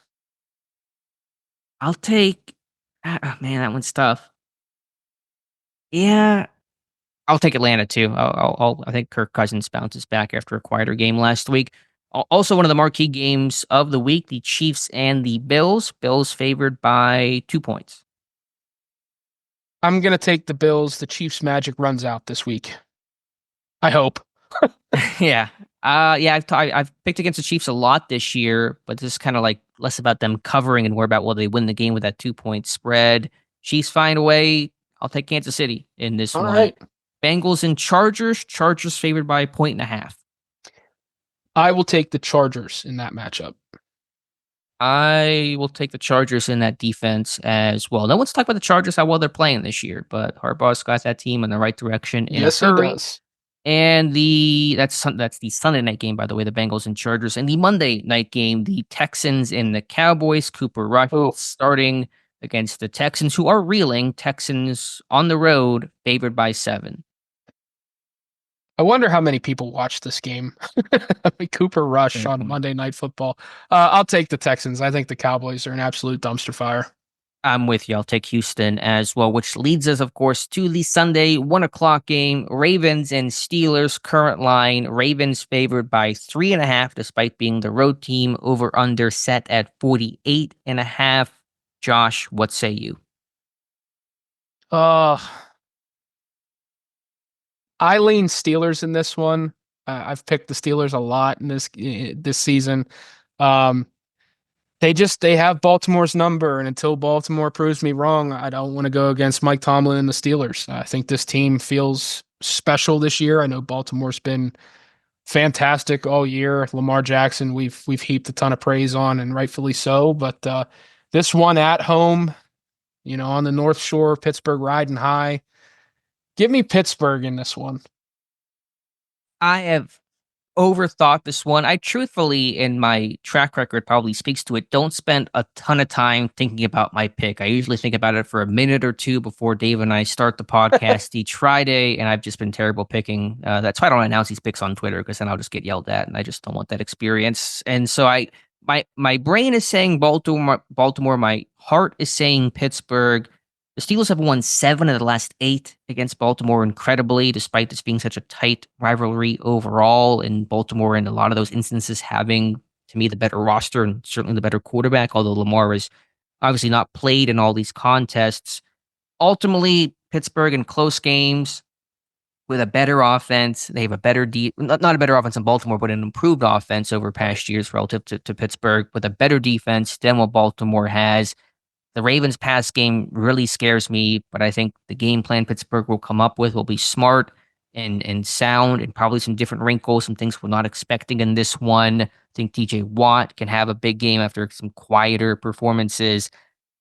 I'm going to probably regret it in the sense of I'll be wrong, because I'm usually been wrong this year, and people probably will be unhappy about this pick because they want me to go the other way. But I'll take Pittsburgh 23-21 as my score prediction. I think Pittsburgh just does enough late, maybe a game-winning Chris Boswell field goal type to get Pittsburgh over the top. Did you give a score prediction in this one? I did not say it, but I had 23-20 Steelers. So we're in the same ballpark. Chris Boswell, game winner. Okay. All right. So what is your level of confidence? Not very high. But I will say I have not felt this level of excitement and anticipation for a Steelers-Ravens game in a while, honestly. The past few years with the whole Kenny Pickett, Mitch Trubisky, Mason Rudolph experience, I wasn't going into those games, or even final season Ben Roethlisberger going, oh man, it's Steelers-Ravens. This is fantastic. Mm-hmm. This feels different this year. And, maybe it's a lot of the trash talk that happened this offseason after Patrick Queen signed, and, the added element of Deontay Johnson on the other side of this rivalry now. Kind of Deshaun Elliott trolling Marlon Humphrey earlier in the week.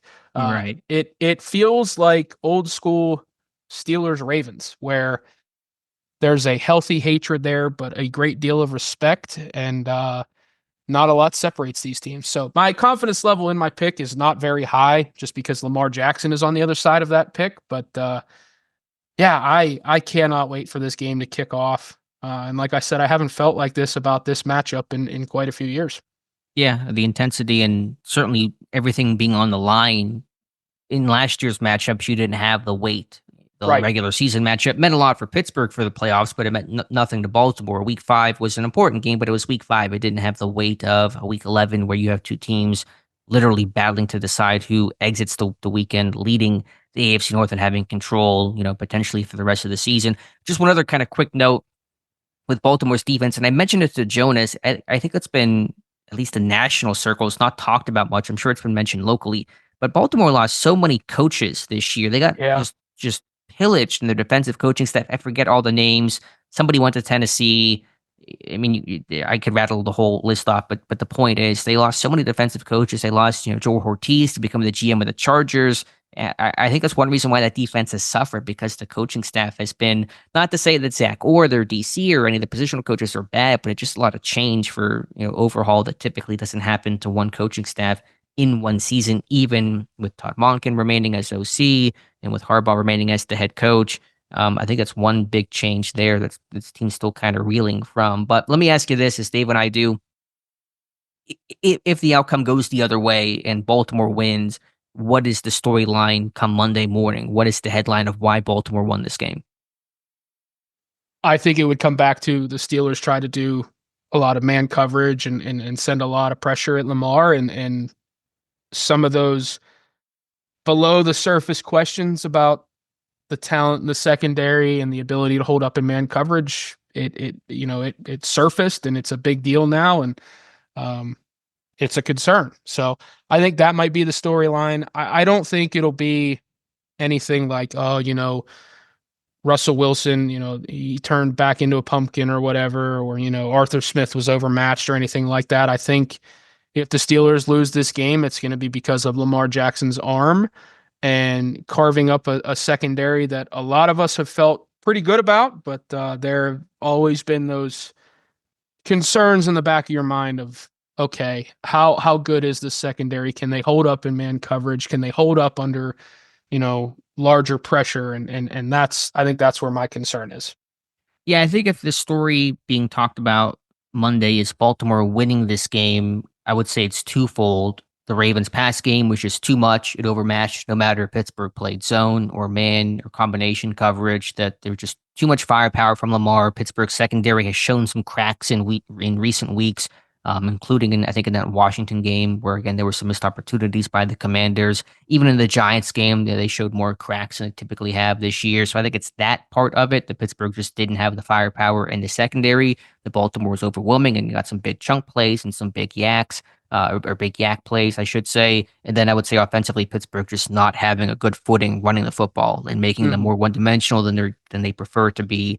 And if those two elements combine, then it'll be tough for Pittsburgh to win this game. Yeah, and I will say I would hate for the storyline to be, if the Steelers lost this game, that we start to hear some of that chatter of, oh, they can't compete with the top teams. Yeah, they've had some good wins this year, but they're not true contenders. Like, I think the Steelers have done a lot right this season and have played some good football. That win on the road against Washington Sunday was a very good win, regardless of what happened Thursday night between the Commanders and Eagles. I don't want people waiting for the other shoe to drop with this team of, yeah, they're winning, but are they really that good? And I don't want that to be a storyline or discussion on Monday of, yeah, Baltimore's on a different level and the Steelers they're not contenders, they're pretenders, because I think Pittsburgh has done a lot good this year, and they're playing, really good football. They're getting good coaching. They've got a lot of talent. They're not that far off. There's not much that separates this Ravens and Steelers team. So I don't want to see that type of panic or doom and gloom if the Steelers were to drop this game, because everybody knows how big this game is and how difficult it's going to be. I agree, unless it's a blowout loss, which I don't expect to be the case. I mean, Pittsburgh should still be thought of in the general same view, although, of course, the pundits, and rightfully so, will consider Baltimore the AFC North favorites and the better team and all those kinds of things. So it'll be earned that Baltimore will get kind of the leg up on Pittsburgh in the standings and then in the minds of all the analysts out there. But doesn't mean that Pittsburgh still, is unable to compete and is going to have the same outcome of being one and done. I doubt it's going to shake my overall thoughts on this team too much, unless it is just a miserable type of loss. Right.